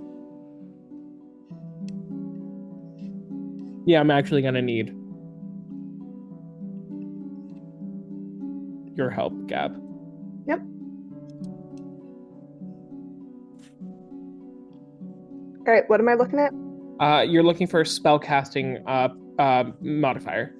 So, Lexi, if you had hit the box on, then it already adds in that spellcasting modifier for you. So whatever it said in the bigger box, where it like shows all the math, that is the grand total with both d4s having been rolled and your spellcasting modifier, which is +4. Oh, okay. So it was then the 9, I guess? Yeah. Yeah, because it rolled a 3 and a 2, and then it's your +4 modifier, which is up to 9. Yeah. And a riding horse's hit points are, a riding horse's, hit points are 13. So you basically get that horse to at least somewhat okay. They're a little woozy, but they're okay. Yes, Dahlia. Oh wait, never mind. So the horse is okay now. Maybe he's okay. The puncture wound has kind of healed up. They are wobbly, but they're beginning to stand. They're just very out of it. Okay. So then I would then also cast Speak with Animals. Okay. Right? I can do that. Yeah. Yes, just keep in mind that it is going to take up another one of your spell slots. You only have 3 for first level spells. Damn. Which Wait. I am going to help you keep track of as well. Yeah, help me do that, please. Yeah. Yeah, so if you want to do that, I can go ahead and work off those spell slots for you. Okay, do that. So I don't know. Yeah, because I already did it for Healing Word. So are we going to do Speak with Animals? Okay, yeah. Okay, so I'll mark off that spell slot for you.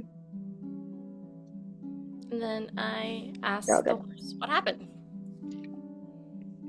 He came in with wings. He came in with wings, and then it clamped on, and so much, so big, so I can't go on. It was so horrible. I was just minding my own business, and I heard the drop, and the drop, and the crit, and the crit, and I couldn't get to them. Couldn't get to them. Okay. Okay, so then, so are you saying this was the harpy that attacked you? No, the harpy, the horse looks up, and their eyes grow wide with horror. Dahlia, roll me initiative. That's cute. Okay, roll. Actually, if she's alone, does she have to roll initiative? Okay, she has to roll initiative. Yeah, if the harpy's getting ready to attack, she would still roll initiative. It's not a harpy.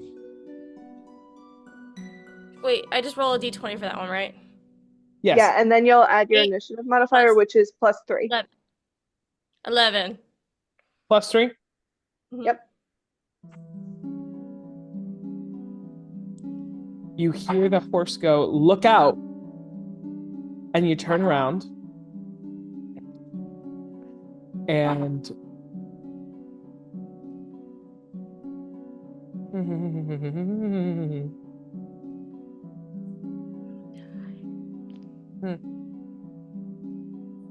okay. A sturge throws themselves into the stable. You duck in time for it to go right over your head and crash into the stable wall. I grab my shield and can I wait. I grab my shield. Can I take my shield and charge shield first at the sturge to try to crush it? You can certainly try. Okay, Nat Mercer. You know what? Give me a Constitution check. God. Gabby's face telling me that doesn't make sense. No, I'm just confused. Give me a Strength check. Oh, yeah. Okay, 15. Okay. Full primal scream coming out. Okay. Well, because you got a 15, I think what you're trying to go for is an improvised weapon. But 15 still beats the DC, or the AC. Actually, you know what? That is correct. So improvised weapon. What can I do? Improvised weapon, I would do 1d4. 1d4? Yeah, I rolled a 2. It hits. 2 points of damage. Well, yeah, we already established that, but it does 2 points of damage. I know, but I mean, you squash it to death and it explodes in another explosion. My fury and vengeance for the poor horses with my immense sense of justice. Oh. Full force. I hear Take this, that, I'm just like, Sturge. I'm proud of you. It's actually at that moment. Well, actually, Marina, it's at that moment that your message of, "Hey, watch out, there are more of those things." Too late! Already got it! Proud of you, babes. There we go. Now we have continuity. Yay! Yay, continuity. Cool. Dahlia, is there anything else you want to do in the stable with this horse, or do you want to get outside in order to meet your party members? Are there any other horses in there? It's just one horse. This one horse is the last of its herd. It's cattle. I don't know what you call a body of horses. Okay. I give the horse some love. You just call it the body. The body. You know what? What do you call a herd of horses? A herd. It's just called a herd. Yeah. What do you call a herd of horses? Oh, or it could be a harem of horses. It could. That's true. Anyway, Dahlia, I tell the horse to take care. I go over to the haystack and I kind of just like mess up the hay so the symbol goes away, and then I make my merry way. So you're gonna leave the horse inside the stable. So. Well, actually, can I bring it with me? It's a dead bodies. Okay. Can I just leave it outside so it's You know not what? dead bodies? You know what? Because the horse is not an official member of this party, we can leave the horse for the moment. You can come Speak with animals last 10 minutes. You can ask if the horse wants to join us. If you want to join us! I think I'm gonna wait here for like 5 minutes, but you can come back for me. I love you. Goodbye. Jay doesn't want us to have a pet. No, I did not say that. I said is a maybe we should do other things and let the defenseless horse take shelter when they need to. Pip is our pet. The horse. I was just saying, did you say Pips as your Pip is our pet. What do you mean? They're tiny. They're very tiny. They have their crowbar. It's like, like how like a dog has that one favorite toy. Okay. For a while, I'm Marcy's just used there to be a holding the squishy. crowbar, like. Run out. You, Donnelly, you run out. You meet Marina and Pips. You start to hear, the song from before again. Except now it sounds a little bit more shrill and almost metal in a way. Like it's almost screamo. So instead of it's like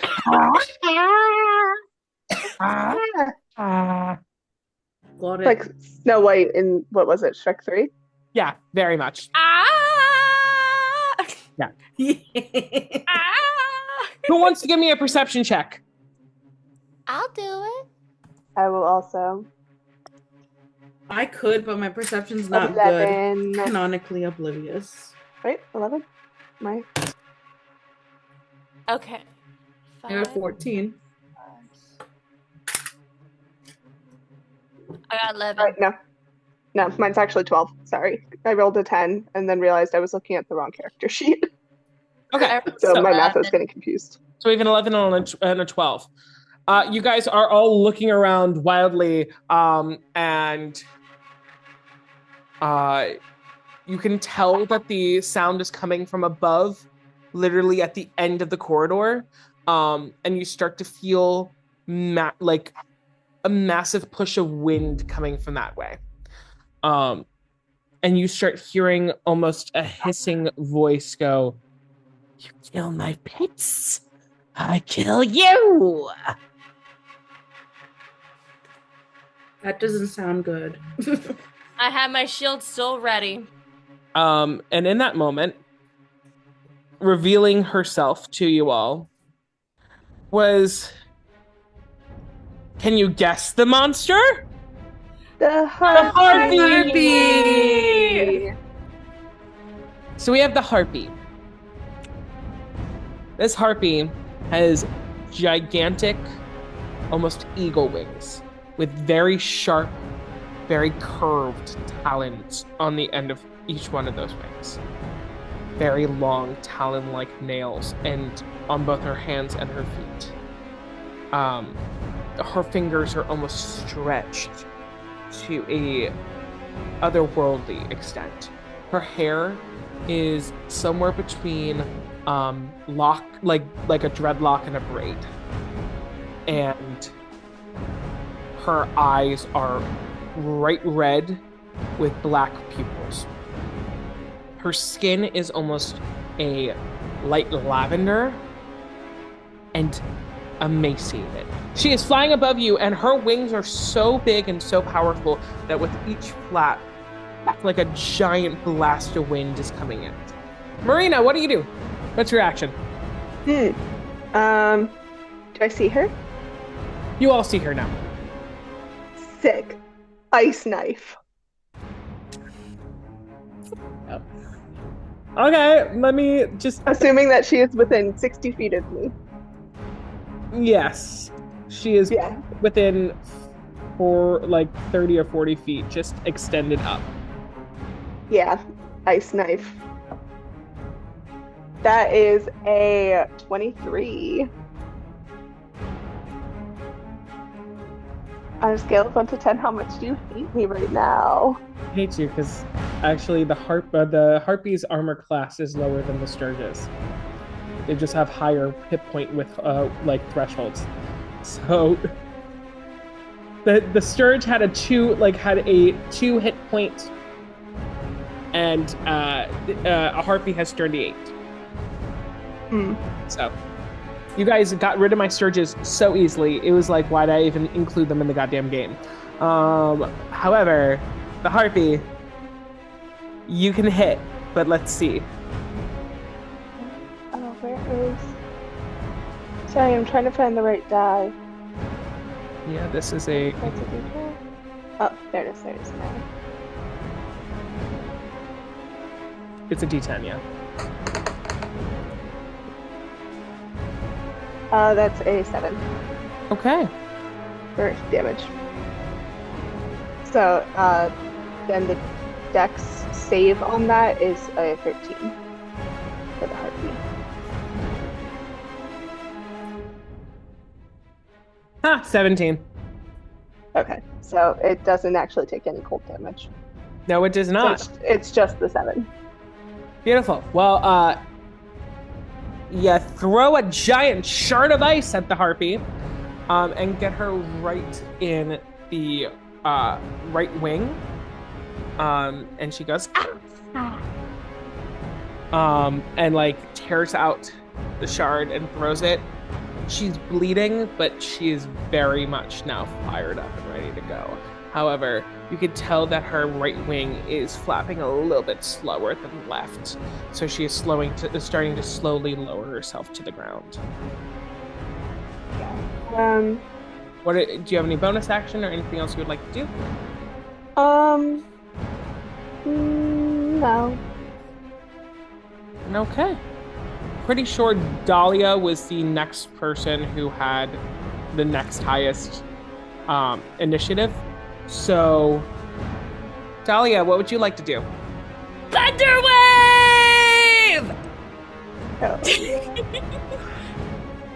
Thunderwave. Got it. Wait, so do I roll? Which one do I roll for that? Do I roll the... You roll a d8. Okay, so I rolled a 9 for that. I got excited. So I rolled a 9. Right? So it's a 15-foot cube. Every creature within that 15-foot cube has to make a Constitution saving throw. Oh, okay. Get up, motherfuckers. And it's a con 14. What does that mean? Wait, am I gonna kill y'all? No. Oh, okay. Beautiful. I'm 17. Okay. The harpy. So the harpy still takes half damage. Beautiful. So Lexi, go ahead and roll the damage, which is That was a 9. 2d8. Okay, so then have 4.5 damage. So Jay, that's up to you if you want to I'll roll it up down. or round down. It's a 4. So,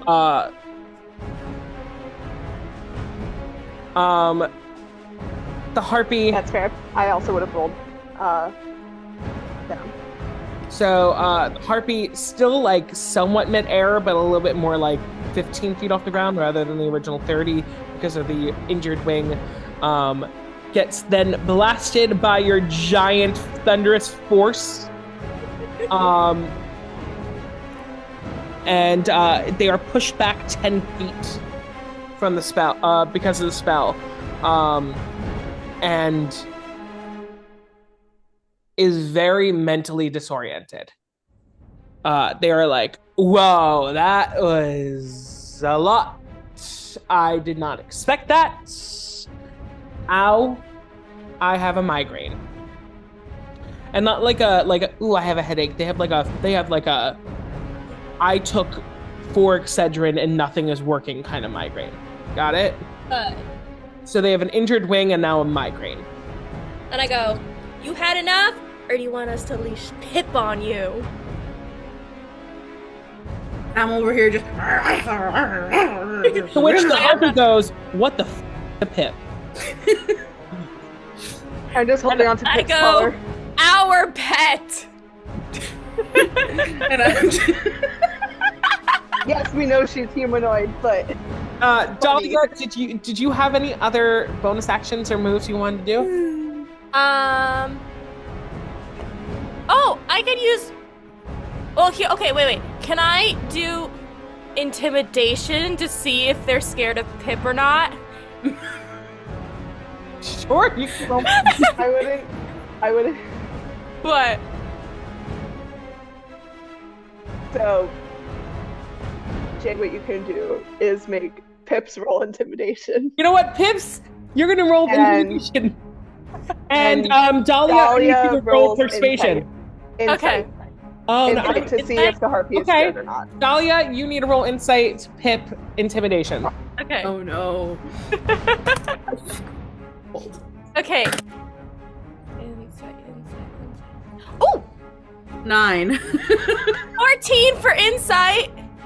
You can tell she's not terrible. And like she's like, girl, I'm seeing spots, and I can't even. No. Exactly. You don't want to be able to clear your vision up. You don't want to see Pip. Shut up. Pips. We move on to you in this melee. Unleash the Pips.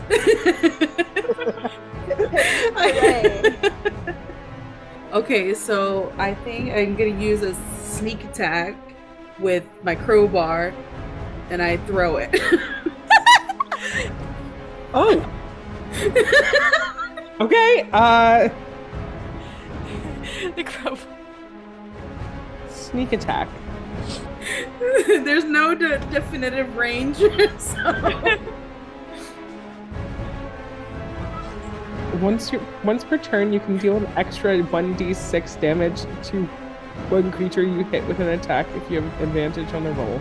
The attack uses a finesse or ranged weapon. The extra damages type is the okay. Cool. So what you use your crowbar? Yeah, I'm throwing it.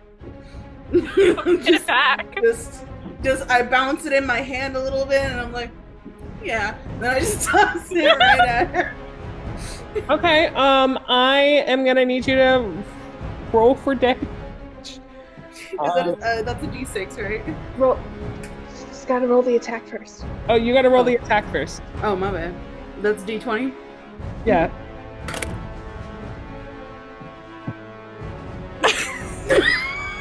And don't forget to add your modifier. Oh, it doesn't matter. Wait, where's my attack modifier? Oh, it's a +3. So 5.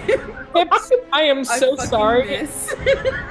You don't just miss. Your crowbar goes flying and ends up on the roof of the stable. And I cry out, that was my favorite one!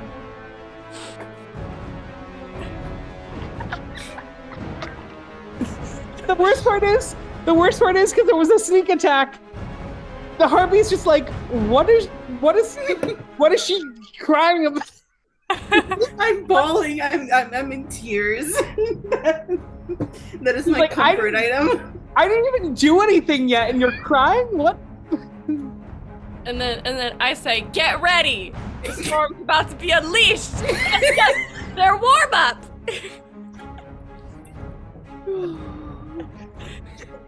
You don't know what's coming for you. And then they look at me and I just start bursting into tears even more.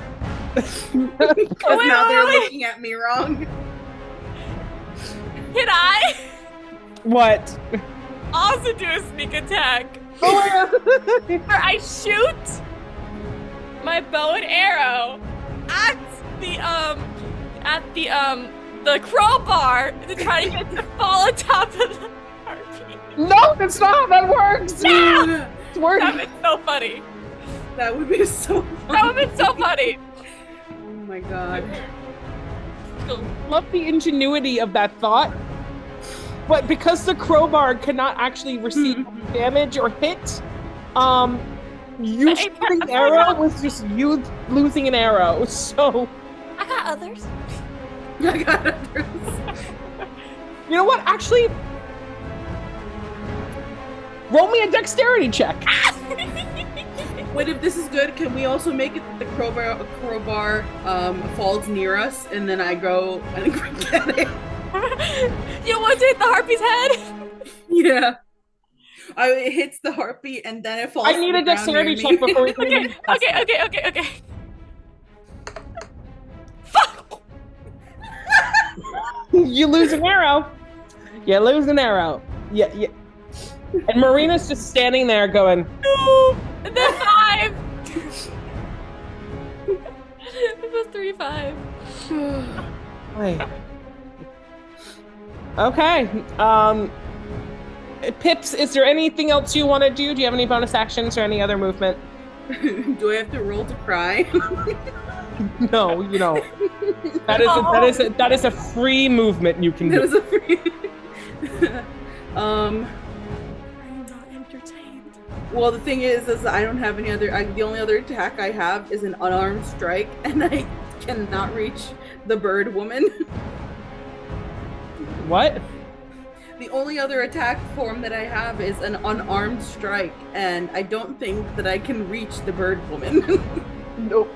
I have a 5-foot range, so I don't think I can reach her. Okay, so the very confused, migraine-induced, leading harpy with the one wing finally gets to have her turn. And given the fact that Dahlia and Pips are useless to her in her mind, she's gonna go right for Marina. Great.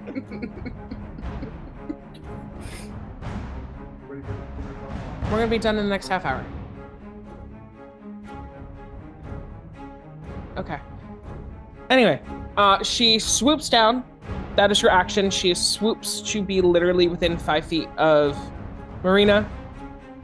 No, that can just be her movement. She can still attack me. Oh, I know.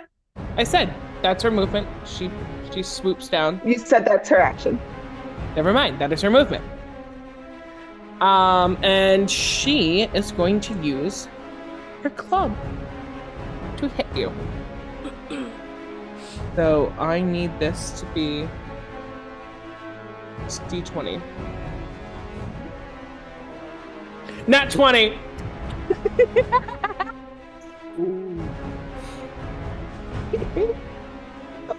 Game. Okay, so you're gonna get 1d4 plus 1. Whatever you roll doubles. What have I rolled? It was a crit. Well, you get 8 points of damage. What did you roll on the die? 1d4. I got a 4. And then you still add the +1, so it's 9. So then you get, yeah. So you 9 get points of damage. 9 points of damage. So you really wanted the extra point of damage? You were gonna fight me on that? You couldn't just let it go? Gabby's like, I'm playing by the rules here. Yeah. Try to make sure everyone's learning. I love you. It's a learning experience. Oh, I was on the wrong character sheet. What? Because I have both my character sheet pulled up and Dahlia. I accidentally gave Dahlia the damage. But it's okay, I gave it back and I'm taking it from me now. Which is so much less concerning. Well, I mean, Dahlia has 15 health points and I have 26. Oh yeah, that does matter then. it's definitely. That was huge. So now instead of it being at like 6, I'm at 17. Beautiful. She made her attack for this round. Marina, what do you do now? Okay, she's close. So we are going to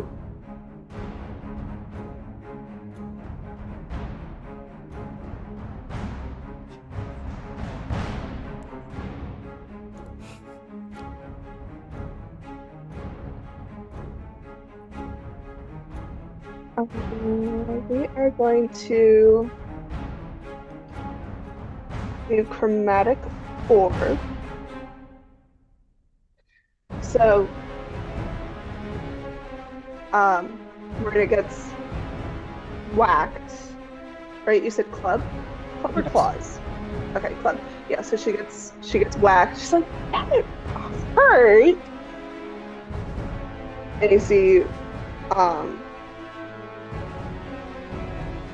this like ice and frost coming out of her hands as she hurls this orb of just pure cold energy at the harpy. Okay, roll for roll.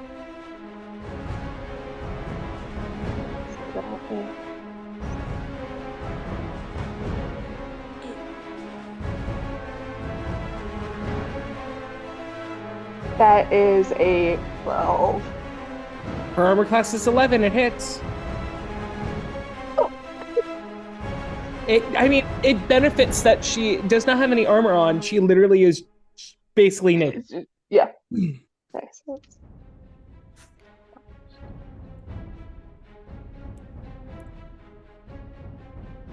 Oh crap! If the attack hits, the creature takes 3d8 damage of the type you choose. You're horrible. Yes, I hate. So that's 15 cold damage. Okay. Wait. Okay. She's hurt. She is hurt, but she's not out of the game. The orb goes onto her left wing, and it immediately freezes everything all the way up to her shoulder blade, and then splinters and cracks into her entire left arm and wing and talon. All freeze and then shatter off.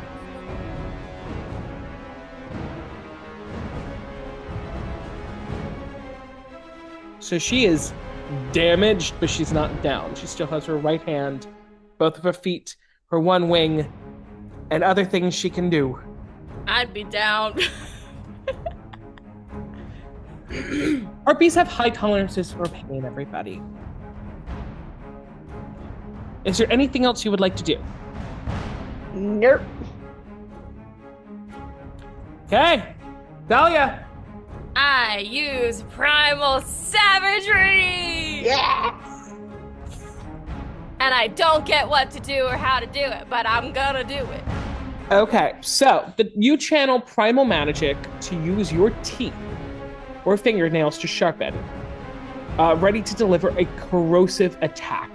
Make a melee spell attack against one creature within 5 feet of you. Wait. Dahlia, how many spells have you been using? I've been helping keep track of her. So she could still. And Primal Savagery is a cantrip, so it doesn't take up a spell. Okay.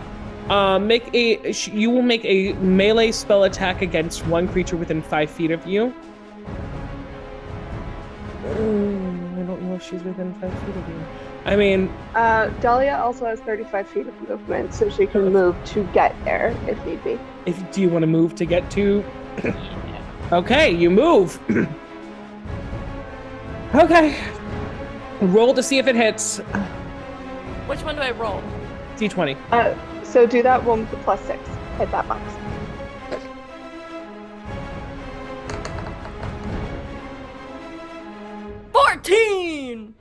It hits. On a hit, the target gets 1d10 acid damage.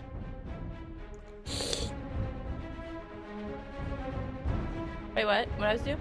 You have to roll. So now you do the 1d10. I got box. excited.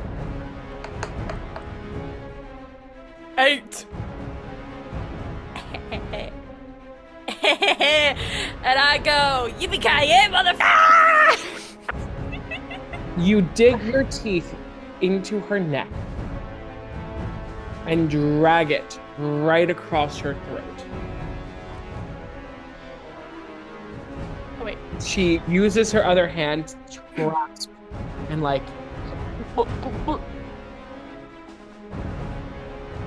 Luckily, the puncture isn't long enough that you've completely cut the trachea, but she is bleeding out. It is not good.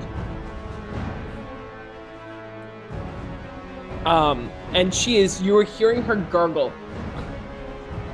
Soon, it will be your blood that we give to our great LALDIR. Soon, all our blood will bring about our paradise. And then I walk up to her, go to the top of her head. She got top of her head, or her wing, her head. Can I take the feather? She's not down and out yet, so I probably wouldn't try to take anything from her. She's gonna be scrappy. Also, you're out of actions and movement, so can't really do anything else. Pips. Pips time. If I climb, is that an action or is that just like a movement? That is a movement. Okay. Also, can I roll for stealth? Sure. Okay, so that's a nat 20. You really? Okay, but give me a second. Let me pull up your character sheet because I want to make sure what you're climbing. Like, how? Like, are you good at climbing? Doesn't matter. It's just double movement. Okay. So speed is halved.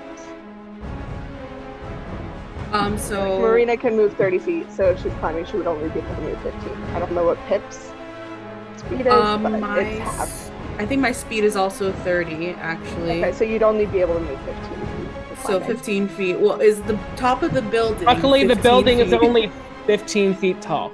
Okay, so in this while they were doing that, I grab my crowbar, and then I jump down. No, that would be You more can't movement to jump. jump. You can't jump. You're out of movement. So You can throw it up from up there. Can I throw the crowbar again? Sure, you can throw the crowbar from up there. Roll. Can't just fall into the heartbeat. All right, so that's a 16. No, because then that'd be fall damage. Hey, 16. It hit. Hey! Roll me 1d4. That's a 2. Okay, guys, she is literally like she is the Black Knight going. This is but a flesh wound. As literally, they are the last thing they need to do is get beheaded. Like legitimately, they are not doing well. Trying to figure out in her state right now what she can realistically do. Give us a feather. Over my dead body, Dahlia. Gonna happen soon, Miss Birdie. Yeah, not of my own free will. I mean, not of my own free will. Okay, happy. She's gonna use her right claws, which she will remove from her throat, so they're now covered in blood. Dahlia is still very close to her, so she's gonna go after Dahlia. I deserve that. And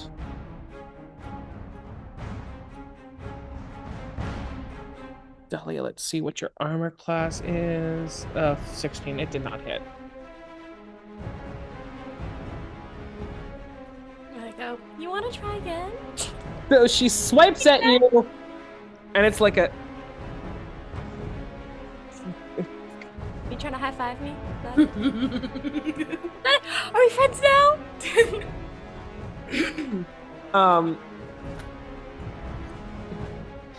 And when her body slowly slumps to the floor, she is then using her arm to like move 10 feet. So like, instead of a walk, she is literally like hobbling her body away from y'all.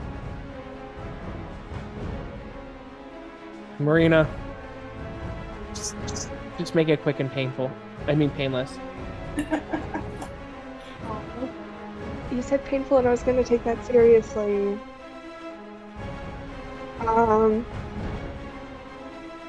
I'm just gonna go up and get her with my spear. Okay. Roll. That's an 18. It hits. That's 6 points of damage. She only had 2 left. So. That's for the horses! Literally, And my crowbar. Instead of stabbing it through her chest, I'm just gonna really like rub it in that we beat her like this, and I'm gonna make it look like I'm going for the chest, but I'm actually gonna at the last minute like pivot it just a little bit and get her in the wing.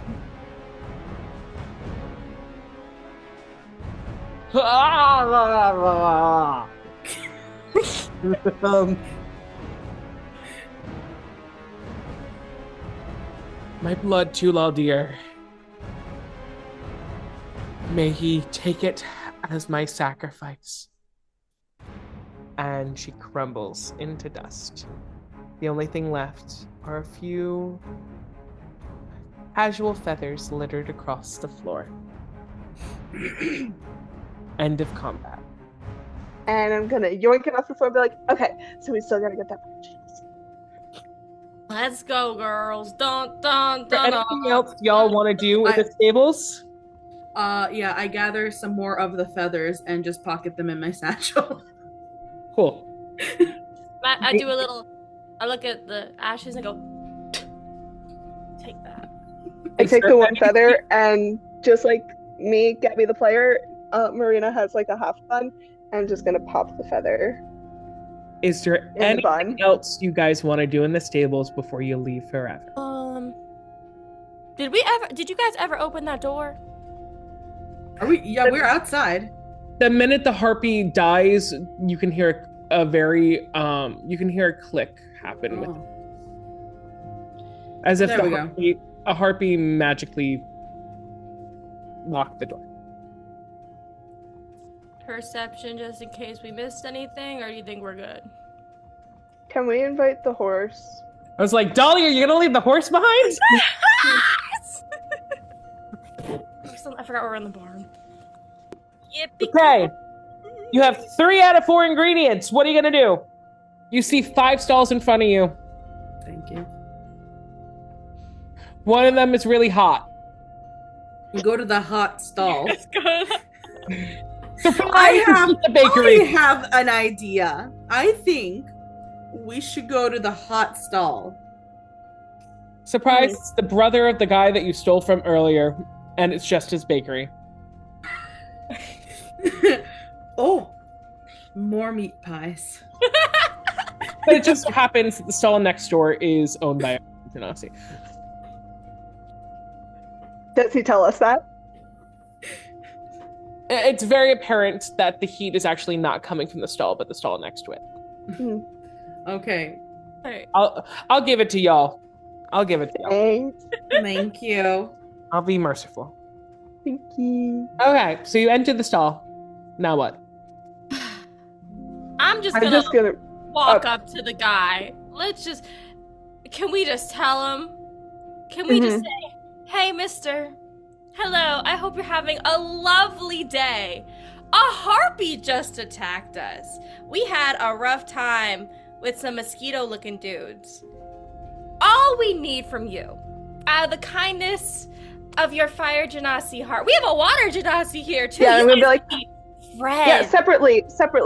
Do you have any cousins who were abandoned on a beach about like 23 years ago? But you guys can yap about that later. But what we need from you is your sweat. Please and So thank you. you've been saying this all to the back of this fire genasi who has long, flowing red hair. Mm-hmm. And they turn around and they go, hey, everybody. I don't know who this mister is, but I'd love to help. How can I be of assistance? Hey, man. And we say it all over again. Oh, you need my sweat? Well, I mean, I don't really like perspire. Like, girls don't really perspire. But I mean, if you can make it worth my while, I'll do it. Can I? Because here's the thing.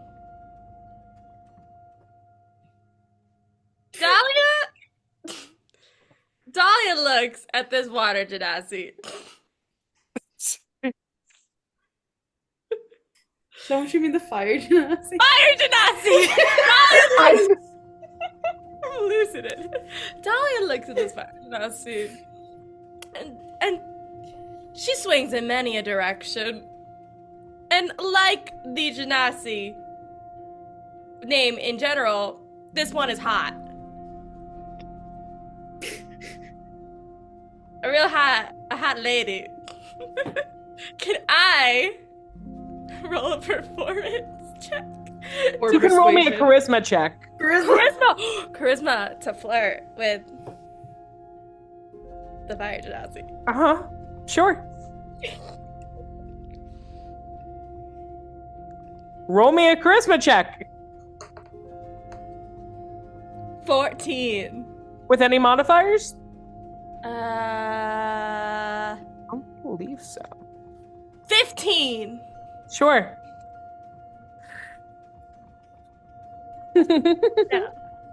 While she says that hot thing, I say, "Well, of course they're hot. They're fire genasi." Shut up. With a straight face and everything. Just high five Pips. What can I do for you? Like, beautiful elf woman thingy? Well, I was hoping, to get some maybe one-on-one time with a lovely fire genasi as yourself. Unfortunately, my stall doesn't close for another 30 minutes, but I'm free tonight if you want to meet at La Belle Dev. Ooh. How can I convince you to close 30 minutes early?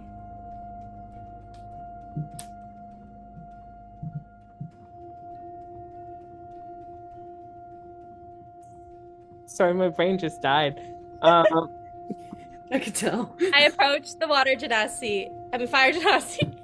Fire genasi. I'm trying to seduce Marina here. Yeah, I was gonna say. I approach the fire genasi. Mm-hmm. Take her hand and place a kiss on top. Which ends up burning your lips, girl. And I'll do it. And I'll Worth it. I'm worth it. I have 2 tickets to the Concorso tonight if you want to meet me there. Absolutely. Let's say, what time does it start? 8 o'clock? Okay. And she starts to fan herself. And in that fanning, little droplets of... I'm gonna start like hitting Pips, be like, go, go.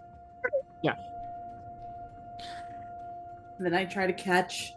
And then Dahlia has a date, and y'all get the sweat. Congratulations. Hey. I got it. Anything else you guys want to do in the Il Mercado? No.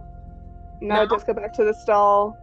I blow my booth and a kiss, and then we go back to the stall. As we're walking away, I'm kind of muttering to myself, like, well, obviously a fire genasi would be hot. That's the literal purpose of the being. I'm just rubbing Pips on the back. I'm like, yeah, I know, babes, I know. So you arrive back at Marceline, no? Marcelina's stall. Oh, have you found all the ingredients? So... Yes, we have. Okay, and then she makes it, and then she gives you the potion. Congratulations. Nice. What do you want to do now? Well, we gotta go back. What Yeah. time is it? Yeah. It is currently 7:45. Hop on the horse and go as fast as we legally can You guys appear without back. arousing suspicion. You guys get back to the teatro. And Twyla sees you ride in on horse, and she's like, "Oh my god, you guys came, and you have a horse! Oh my! Oh, that's so exciting!" Anyway, they're about to go on, and I'm so nervous, and I don't know what to do. Do you have the potion? Yes, we have the potion. We do have the potion. Okay, there are guards guarding the door that leads to where we were earlier. So, and there are actors everywhere. So I don't know what to do. Anyone have a plan? I'm just gonna grab the bottle, walk up to the guys, and be like, "Hi, I'm so sorry. So I was working backstage earlier, and there's this prop that I need to get to one of the actors. Can I just get in so I can hand it to them before they have to go on?" You have your papers? I left them in. Roll persuasion. Roll persuasion.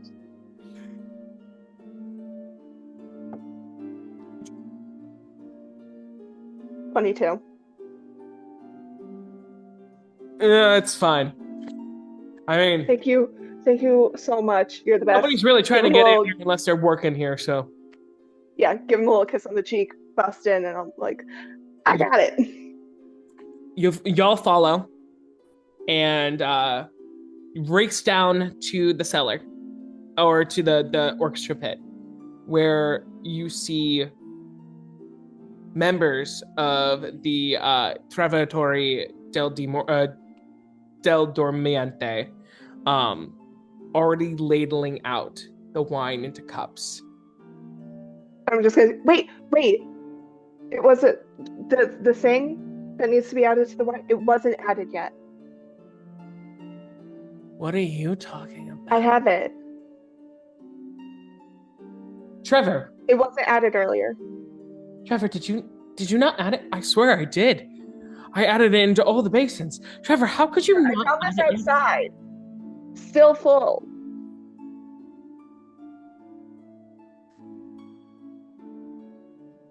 And as we were, I'm assuming we would have heard them as we were approaching. Sure, yes. So I cast disguise self to look like one of them that I saw from the performance earlier. Not enough where they'd be like, "Oh, it is this person," but just enough where They're all wearing they're all wearing commedia masks, so you are in a commedia mask. Yeah. So I just blend in a little more because again, genasi not super common. So Roll deception. Actually, all three of you roll deception. Oh, fuck.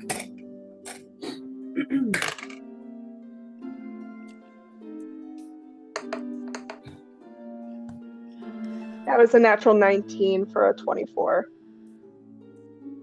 As ever, 11. a 5, and I'm just like, yeah, totally. This is totally the thing that you dropped outside. I have an 11. So, for a moment, they believe Marina, but they do not believe Pips and Dahlia when they run into this room. So they all look at each other worriedly and go, "Abandon the plan. Go. We shall enact the next trial." And they all throw their hands down to the ground where giant smoke balls bounce off the ground and create a giant smoke cloud. And when the smoke clears, they are all gone. And it's just you, the wine basins, and the cups. And I look right at Marina. And I take the vial, pour it in a cup, pick up the cup, say, "We did it, boys." You poured the whole thing in one cup? No, I poured a little bit of it. I poured Okay. just enough. Just enough. That's all of it into The one accurate cup. dosage. The accurate dosage. I was like, you have a medical proficiency. Hey, what? And then while she's doing that, I turn to Marina. I go, I mean, I believed you. Thank you. And to be fair, so did they. It was you, Pips, that screwed it all up. What are you talking about? What are you guys gonna do? Well, should we get rid of the wine? Unpoison the wine or get rid of it. Okay. Yeah, Should be the first thing. and I want to see if I can figure out how they got out of the pit. Because Roll perception check. the plan B is real suspicious. Can I also roll perception? Yeah, sure. So Pips is in charge of pouring the antidote into all the cups and basins, and y'all are rolling perception? Is that what we're doing here? Yeah, damn it. Mm-hmm. Sure. I have Okay. a 9. That was a nat one. Damn. So you look all around and there's The not dice just don't want me to do well on perception checks. y'all are looking around, there's not a single other staircase out of here. You have no idea how they got the hell out. But Wait, can I also do a perception check? Come on, Pips! Come on, Pips. I got a 17. Can I say that I find something while I'm pouring the things into you the actually really can say you found something. I've gone over to take over because I'm like, I don't fucking see shit. So I start you pouring actually you do find something. You find a manuscript for the full play that they were doing a portion of tonight, called Il Carnaval del Paradiso Rosso, or the Carnival of Red Paradise. However, it's all written in Celestial, so none of you can decipher it. Does anyone know anyone that can read this? Side note, remember when I was about to pick Celestial, Gabby? Yeah. Okay, where's that Twyla girl? I'm right here. Unfortunately, I can only read Common and a little bit of Elvish. Do you know of anyone who might be able to read Celestial? Nope. Okay. Like I Okay. said, I'm very new to this town. And unfortunately, actors can be a little bitchy sometimes, so nobody's really allowed me to join their troupe. So if y'all like acting, we can have our own troupe. Oh, well, I actually, earlier this week I saw this really cool performer. Oh, what was her name? I think her name was Minerva. Wait, are you talking about Minerva Usuro? Mm-hmm. Yeah, did you see her one-woman show? No, but she taught a master class at my art college. Oh, she was brilliant. She might still be in town. Maybe you can talk to her, see if she has any advice. Oh, I'd love for her to make me cry again. I gotta go find her. Yeah, I mean, And then Twyla literally, at that word, runs out of the space. Because she just really doesn't have any attention span. She is literally a golden retriever of a human. break a leg. Don't break. Wait, why would you tell her to break her leg? It's a theater thing. It's a Pip, theater thing, babes. That offer was not meant for you. Oh. Yeah. Don't It's worry. okay. It was a theater thing. She knows what I mean. Not a Pips thing. At that moment, attendants from the theater have started walking down the stairs, and they ask, "What are you all doing with the wine vases?" Free wine! Better! Run! And I just explain everything. Oh, cool.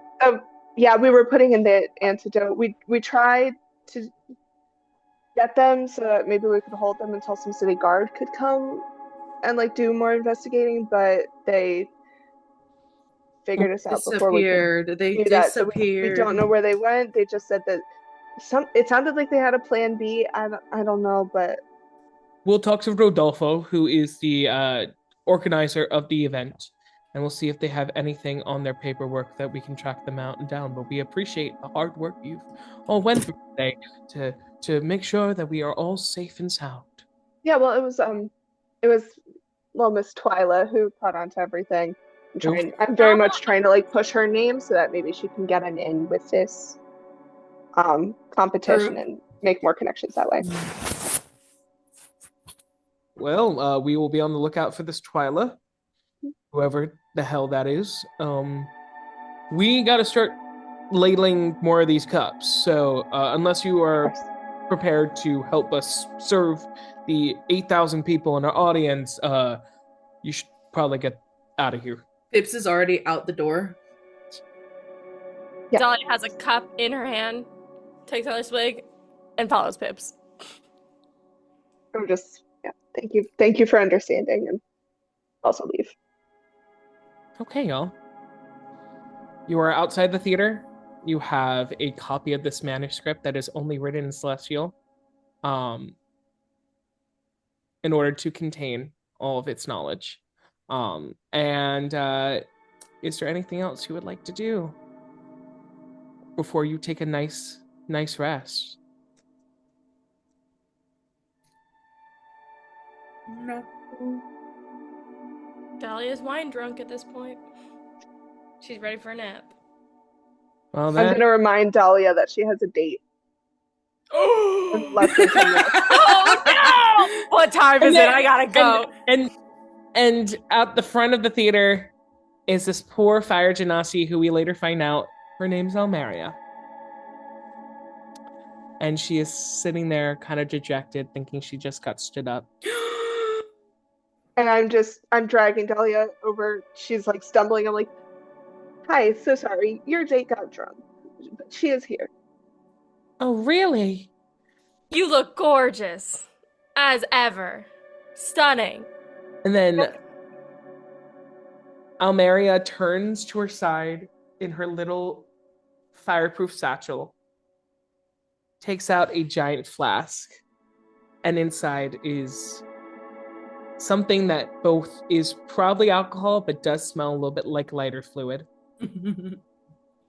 and just downs the entire bottle or entire flask. Well, when in Rome, you gotta join them. You ready? Let's go, baby. Yeah, yippee-ki, yeah. Just don't make too much of a disruption. You'll get kicked out. Have fun. We're gone. We are gone. Little did you guys know they started to flash everybody in the audience. Yeah. And that, unless we have anything else we want to do, is where we will allow your characters to take a nice long rest. And that is the end of our one shot for today.